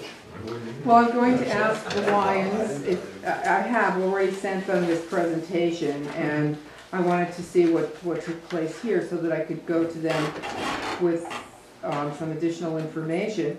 And I will also approach the chamber and see what we can put into it. Mhm. I mean, those are the civic municipal Sure. organizations. Aside from that, I guess I could look to private donations.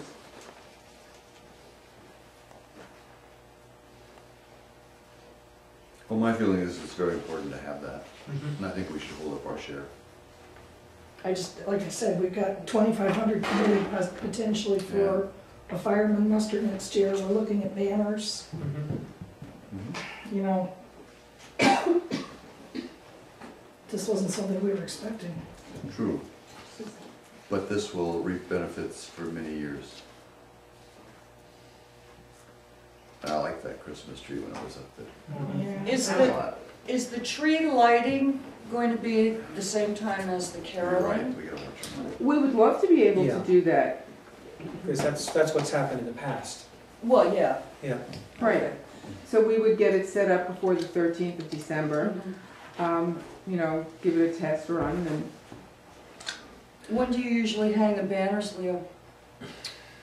They usually like them right around Thanksgiving time.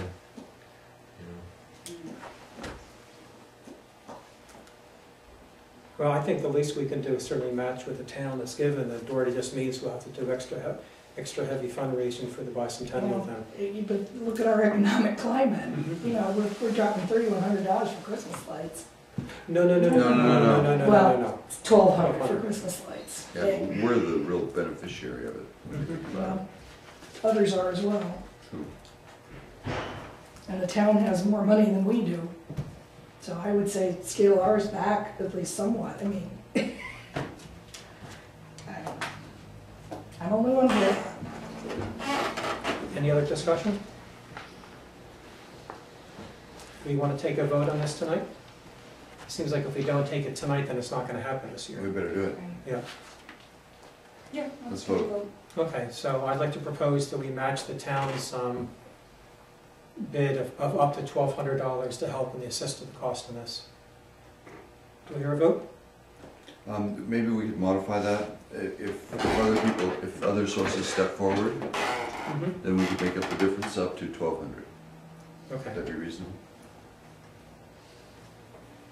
Do I hear a vote? Kathy? Well, no. I mean, Dorothea has a point, And, Just Kathy hates to admit it.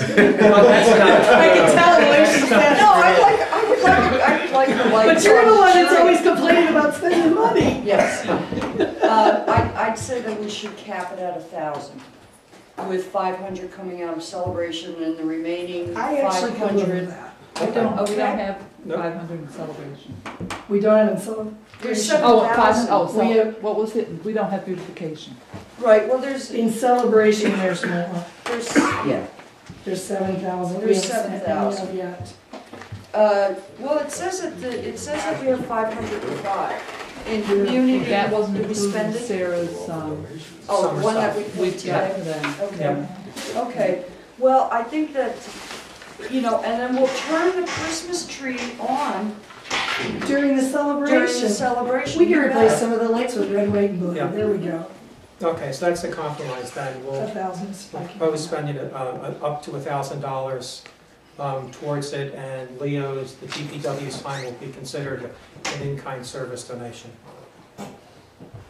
Do I hear a vote? Aye. Carries unanimously. Okay. Thank you very much. Oh, absolutely, Kathy. Before we go on to the new business, I see Marvin is here. And Michelle, you want they'd spoken to the address the board last week, or last meeting, about the Main Street program, but there's another project that they're involved with, which is a home project. It's run by New York State, and they're going to be they're running this program in many different communities throughout this area, Washington County and Southern Washington County. Michelle, you explain it much better than I can.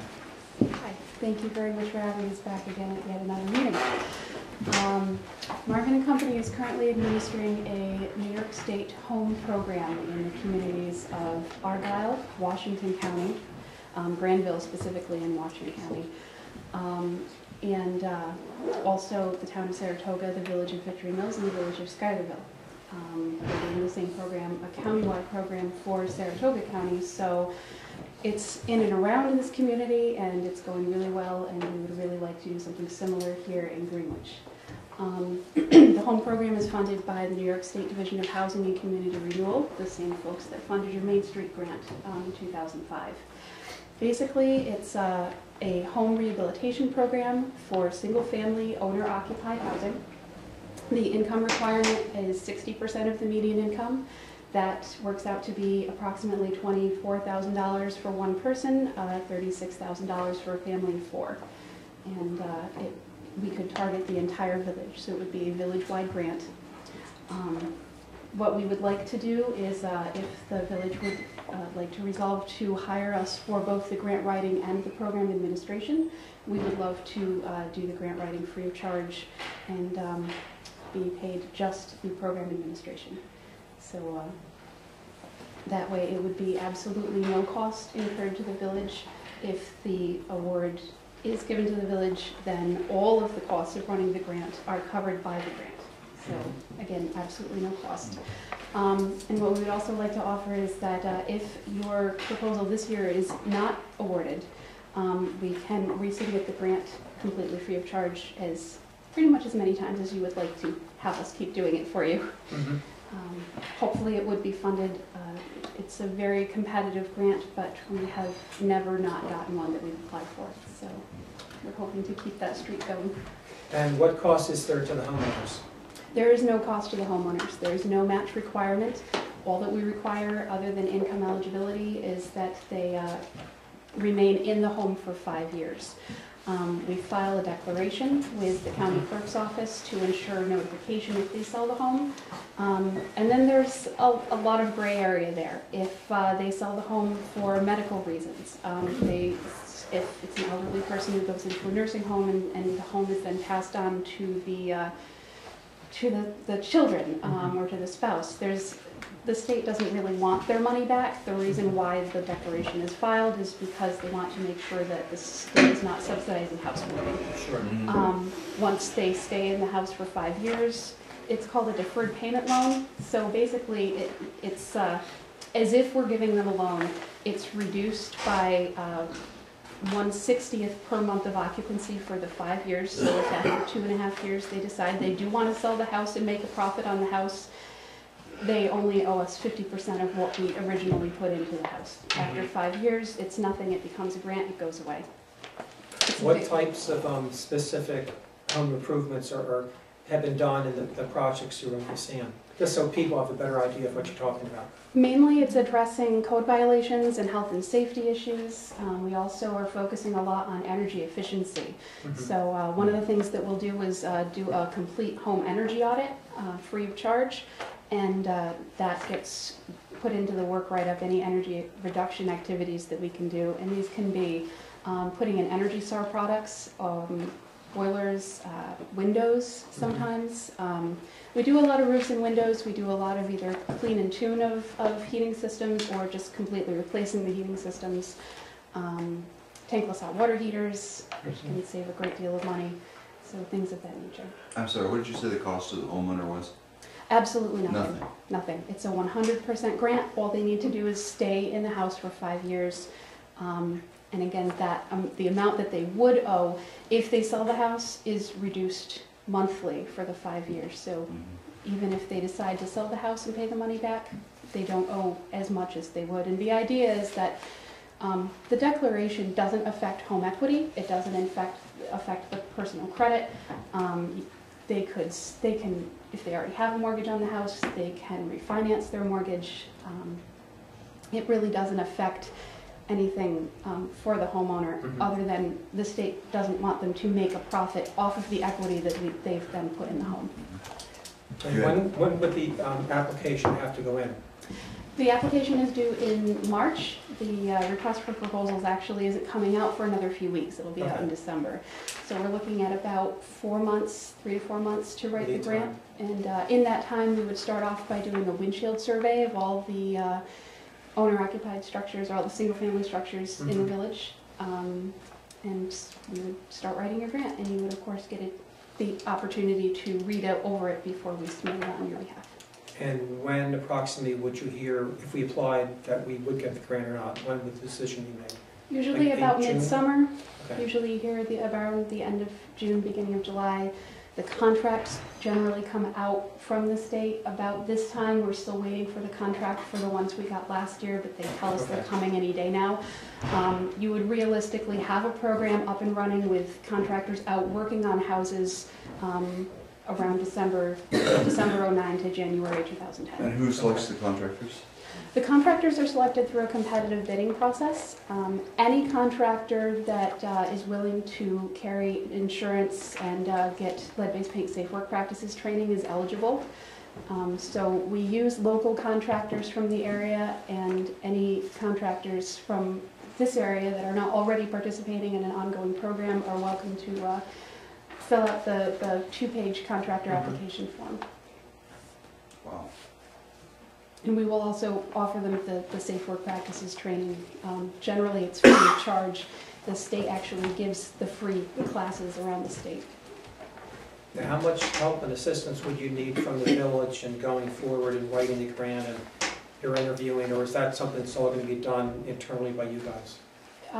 Really, that's up to you. You can be as involved as you want to be. Honestly, what all our other villages have done is said, we very hands-off, and we are on board for everything. So we really don't need very much help writing the grant, except we would like you to review it and make sure that you agree with everything that we're saying about your village.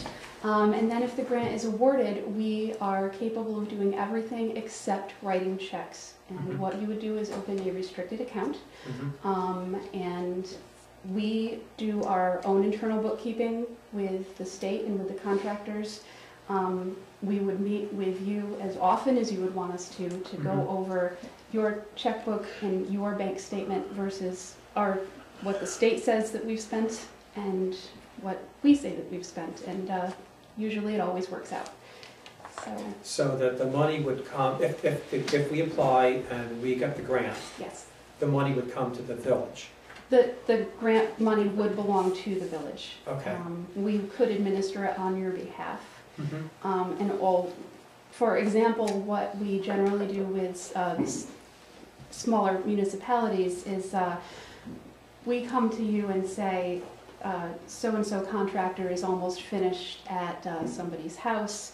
This is how much this project was set up for. In about 2 weeks, this amount of money is going to hit your checking account, and at that point, we'll come to you and ask you for a check to pay this contractor. And then we come back in 2 weeks and we ask you for the check goes to the contractor, and we are always available to participate in any of your audits. And typically, the way you or other firms work to administer this type of program, you get paid administrative fees on a monthly basis, or when the whole thing is done, or when a specific project is finished? Well, there's two ways that works. There's an 8% administrative fee. Your grant award would be for $300,000. So out of that, $24,000 would be paid, and usually it happens quarterly. Okay. And so $12,000 a year. And that would come from the state or from? It would come from the state. From the village, from the state. It would come from the state. So on top of the money that's being paid out to the contractors, at the end of every quarter, we send an administrative funds request, and they would send us $3,000 every quarter for 2 years, assuming that we're getting the work done. And at the end of every quarter, we would come and let you know, on top of the contractor's money, this $3,000 is going to be deposited into your account. We'll be coming to you and asking for that. The other way that we get paid, and it's more like a reimbursement for funds that we're expending. There is program delivery funds, and that covers our cost of the energy audit, the cost of the lead testing, cost of any permits that are needed, architectural drawings if there's any needed, construction oversight, pre-construction meetings, things of that nature. And so that's money that we put out at the beginning of a project, and at the end of the project, the money gets tacked on to what you're paying the contractor and gets reimbursed to us. So it's not a flat-out payment for administration, it's services rendered. It's services rendered, exactly. So that would come, those are milestone payments. That comes at the end of a project, and not until the project is finished. So. How many homes would you expect to qualify in Greenwich? Well, based on the census information that we looked at a couple months ago, I think probably about 20% of the homes in the village. And I personally know of quite a few people who would qualify. A lot of them are elderly homeowners.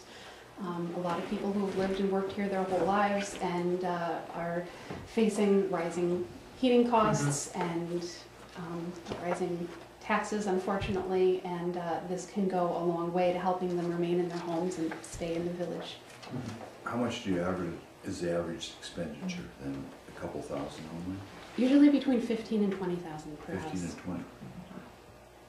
Okay, the grant is for 300,000. Okay. Well, It's about 12. About 12 homes. So. And it would be first come, first served as far as applicants go? Yes. Okay. You don't need to have a review committee.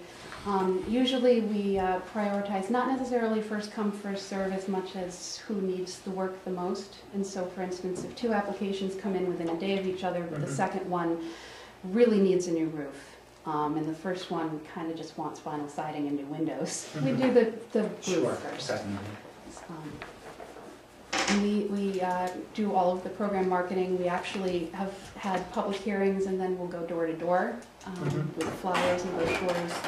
We like to participate in community events. We were just up at the unveiling of the fire truck in Argyle, and we do car shows. We do school events. Did you build firehouses?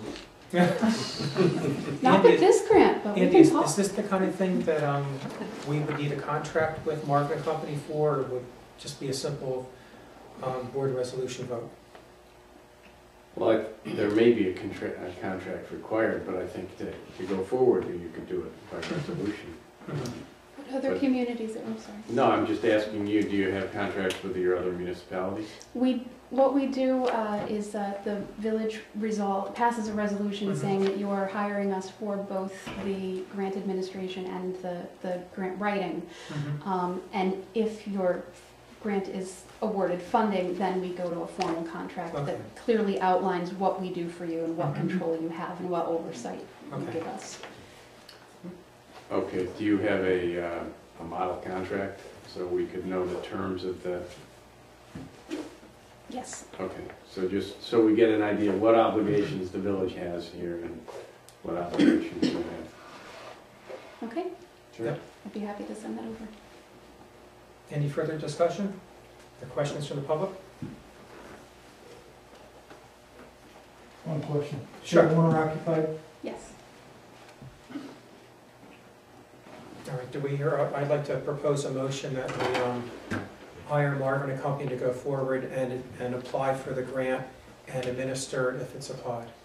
Right. Accept it, Subject to Andy's. subject to Andy's review of the sample contract. Yeah. Right.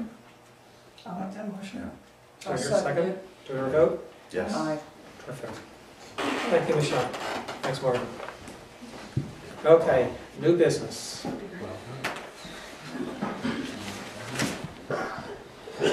First up, we have a number of resolutions in front of us. In no particular order, there's one to approve International Baby Wearing Week, another one to a resolution to amend the budget due to the rebate radius by the fire department. Third one is to send the tax delinquent list to Washington County. Fourth one is a resolution to Governor Patterson not to reduce state aid to villages. And the fifth one, we just addressed, the home rehab program with Marvin and Company. So, the first one, Baby Wearing International. It's an organization I never heard of before, but it's coming to us from somebody who lives in the community, just outside town of Corliss. Okay, and I'll read you the resolution we have in front of us. Whereas baby wearing is the practice of carrying or holding a baby or young child by means of wearing a baby carrier, which may be, do I need to read this or can we just look at it? Tony? Having lived in third world countries, Sure.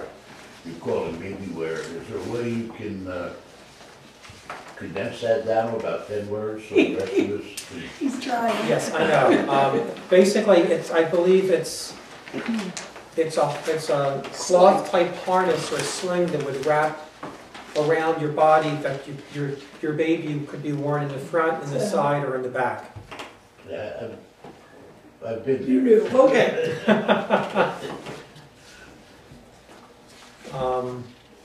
Yeah, we have a sample proclamation. There's all sorts of information about it. Like I said, to be honest, I've never heard of anything like this before.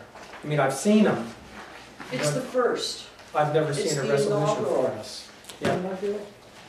Celebration, yes. It's International Baby Wearing Week, November 12th to the 18th. It's new, 2007.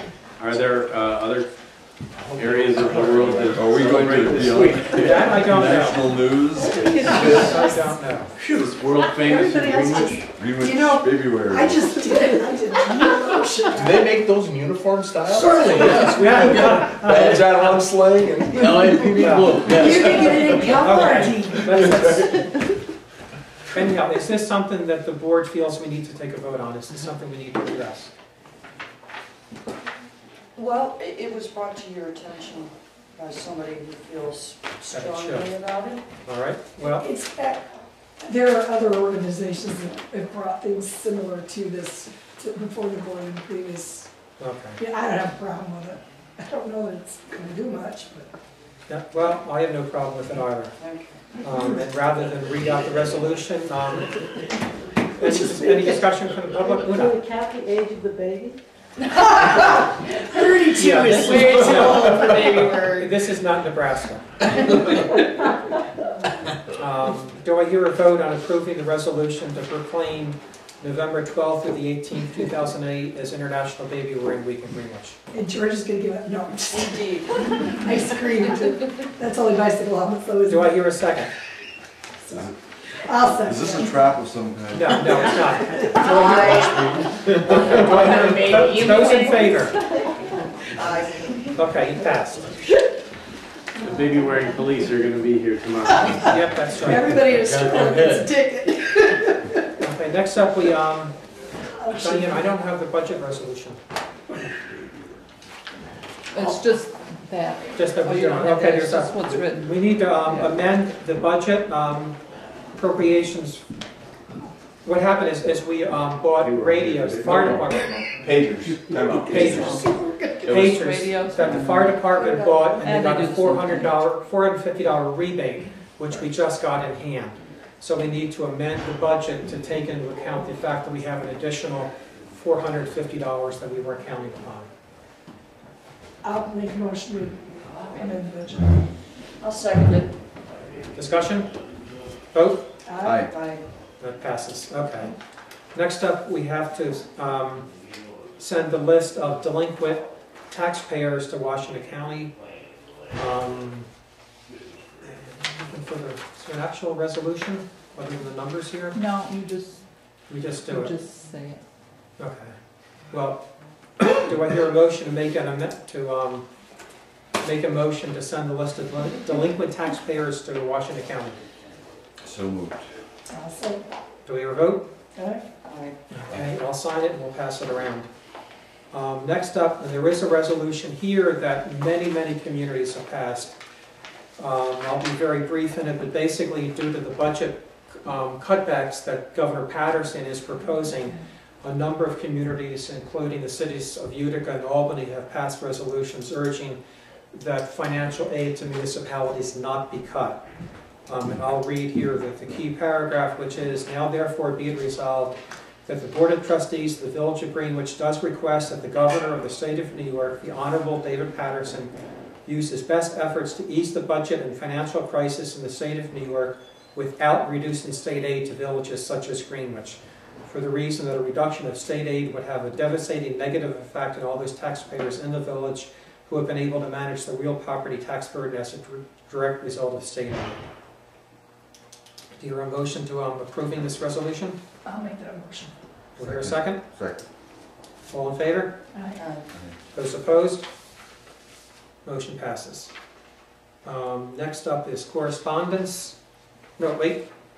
We have a parks permit application. Yeah, there is no correspondence. Next up, we have one parks permit application for a wedding on May 23rd in Mallory Park. Needed family be designated to pick up any debris, such as flowers or anything else, when they're carrying everything out. And they do have an insurance through either Cornway Insurance or a local company. And it's signed by Nesbitt Insurance Company, Winston-Salem, North Carolina. And they signed the indemnity and release agreement. And it's been co-signed by Diane. So do I hear a motion to approve the holding of a wedding in Mallory Park on May 23rd? I move that we hold wedding. I'll second it. Discussion? Are you officiating? No, I have not been asked. Any There's discussion? still time. That's true. Do I hear a vote? Aye. Aye. Okay. Any public comments on any other matters we haven't addressed? Art? Bring me up to date with the Ganem Trust. Okay, what's going on, Art, is we're going forward with a not-for-profit that will be set up by the village. It will be a completely separate entity from the village board. The village will continue to control the Gannon money, but this not-for-profit will be able to fundraise, which the village as a municipality cannot do. We can accept donations, but we cannot fundraise. The not-for-profit we look at as replacing the Youth Commission. All the work that Peter Carter did and got paid for, he's now willing to do at no cost as part of the not-for-profit. Rulin Graves and Garson Smith are 100% on board. Jim Cox, I believe, has agreed to act as be on their board, and there's a number of other people that they've approached. The way it will have to happen is, Andy's looking into it, the village will have to create the board of directors. The village will have to write the bylaws that they'll operate under. At the end of 1 year, once it's in place, then that board of directors will have the option to re-elect and to rewrite their bylaws and make amendments to it. So once that 1 year anniversary happens, the village will no longer have any control or say over that particular body.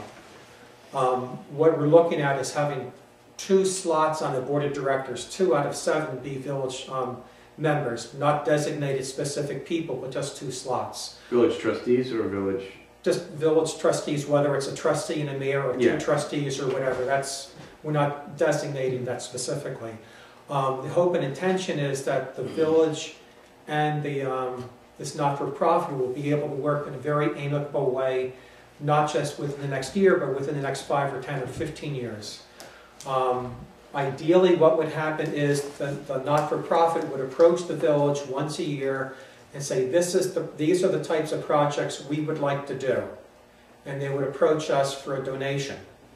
However, they would also, if we turned them down for a specific project, they would also still be able to go out and do fundraising on their own and go forward with that project without any financial assistance from the village. So it could turn into a really touchy situation down the road if the members of that not-for-profit and the elected members of the village come to a disagreement at some point. If that happens, it happens, and there's nothing we can do about it. But at this point, we need to establish something to go forward with that the community can really trust. And I think having a not-for-profit composed with a vast majority of community members will instill a lot of trust in that board. We've had a couple of people approach me, and I believe Garson and some other people, that they would love to donate money to some sort of youth organization once they see movement, once they see somebody they can donate money to other than necessarily just the village. And this is a way forward towards that. Once we get this up and running and it's working smoothly, we're going to be looking at setting up a separate not-for-profit to do fundraising for a new fire hall as well as restoration for this building. So that's kind of where we're at right now. Hopefully we can get a not-for-profit up and running by late winter, early spring. It's not something we want to rush into, but it's not something I want to delay either. You know, we need to move forward with this, but we want to do it in such a way that we're not going to create problems for ourselves or for the not-for-profit down the road. How do we financially stand? Where's the finances now that they've been handed over to the village? In what capacity? We got a donation of $100,000 a couple of back in the summer. The trustee of the Gannon will be turning the rest of the money over to the village. We've told it's going to happen shortly. Now, whether that means in the next week or the next 2 months, that I'm not sure about. But there is an accounting process going on in Surrogate's Court, so the money will be turned over to the village. I think the majority of it within a couple of weeks, and then there'll be, the court has to approve the final accounting. So. Do we know what the number is right now? So 800 something thousand. 800 plus? Yeah. I just want to clarify one thing about the relationship between the village and the not-for-profit. It will be a separate entity, and the village, the way the bylaws will be set up, the village will have permanent members on the board. But it will be a separate entity, and the village will not be a majority, and won't be able to control the organization. And it won't really make donations to the not-for-profit. The not-for-profit may run programs for the village, and it will make recommendations about how to use the Gannon money, and it can raise money itself, which the village can't do. So hopefully better programs and better projects for the village can be accomplished with the help of this not-for-profit. Similar to what we do next door now. So the money will be in the hands of the not-for-profit? No. The money will stay in. The only money that will remain in the hands of the not-for-profit are the money that they raise themselves. Okay. They may choose to turn that money over to the village. They may choose to retain it themselves. They may choose to do a little bit of both with it. But the money that Norma Gannon donated to the village will remain in the hands of the village. Okay. And the not-for-profit can approach us and ask us for a donation for a specific project or for a yearly budget that we would vote on doing one way or another. And where does Peter stand in all this? He thinks it's a terrific idea. No, I mean, is he going to be part of the not-for-profit? Yes, he's agreed, and he's actually drawn up a lot of the initial paperwork that got half a dozen or more volunteers seriously interested in this a couple of years ago. Is that only taxes? So once the next meeting is set up, if you want, I'll let you know, then you can come in and see what's going on, sure. So the telephone law firm still has control of the finances at this point? At this point, they do, yes. And they've had them ever since Hands, hired hand was buried. Yep. And that's when it was supposed to end. Yes, I know, but we've been moving forward and getting control of that money, and we've been doing it through talks with the Attorney General's office. So things haven't happened in the speed in which they should have, Art, but we're doing everything we can, I think, as Andy would say, with due diligence. And figuring like in a couple of months it should be. Yes, there's some, there's some issues with the accounting that the Attorney General has raised. Once those are resolved, and actually, the only thing that they're going to hold is whatever amounts in controversy, shall we say. So you should get all the 90% of the money within a few weeks. And we went over, and we met with a banker recently, and we have more than enough leeway to cover. Once we get a hold of money and it ends up in the village account, if God forbid the bank goes under, we'll be 100% covered for everything. How much bank was that? The Evergreen, yeah. TD Bank. Does anybody know how much money that there is? Yes, Yeah, 850.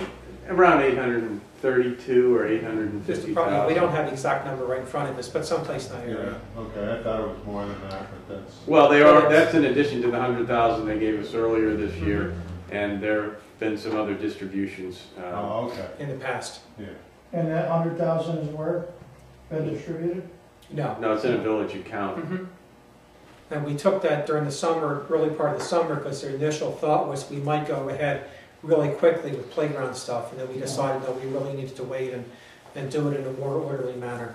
You see, that's what I wasn't understanding. It's like that you had some of that money and that's what you're pushing forward with the playground thing. See, that's what I wasn't understanding. I mean, I popped in on every one of these things, but I wasn't clear.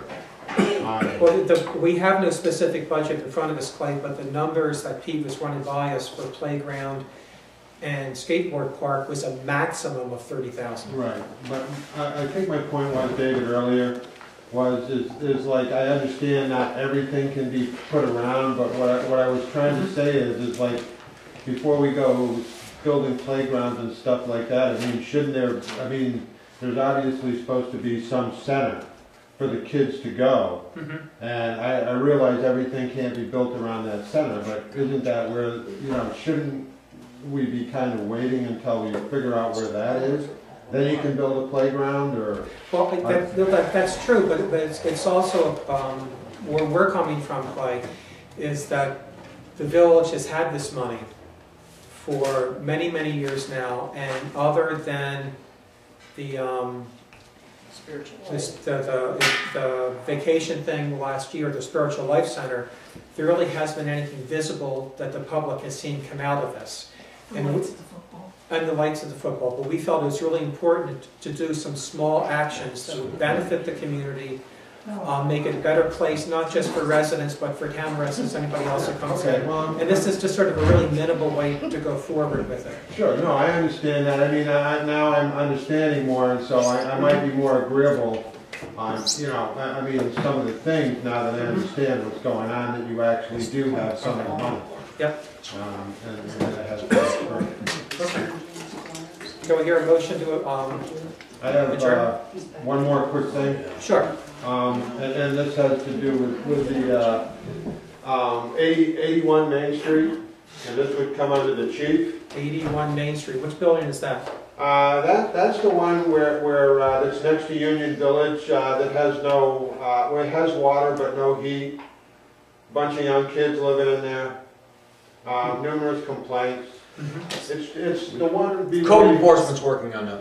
Yeah, and where you come between to get into the tire place here, the white building. And I was just curious because there have been numerous complaints with these kids and the shenanigans going on.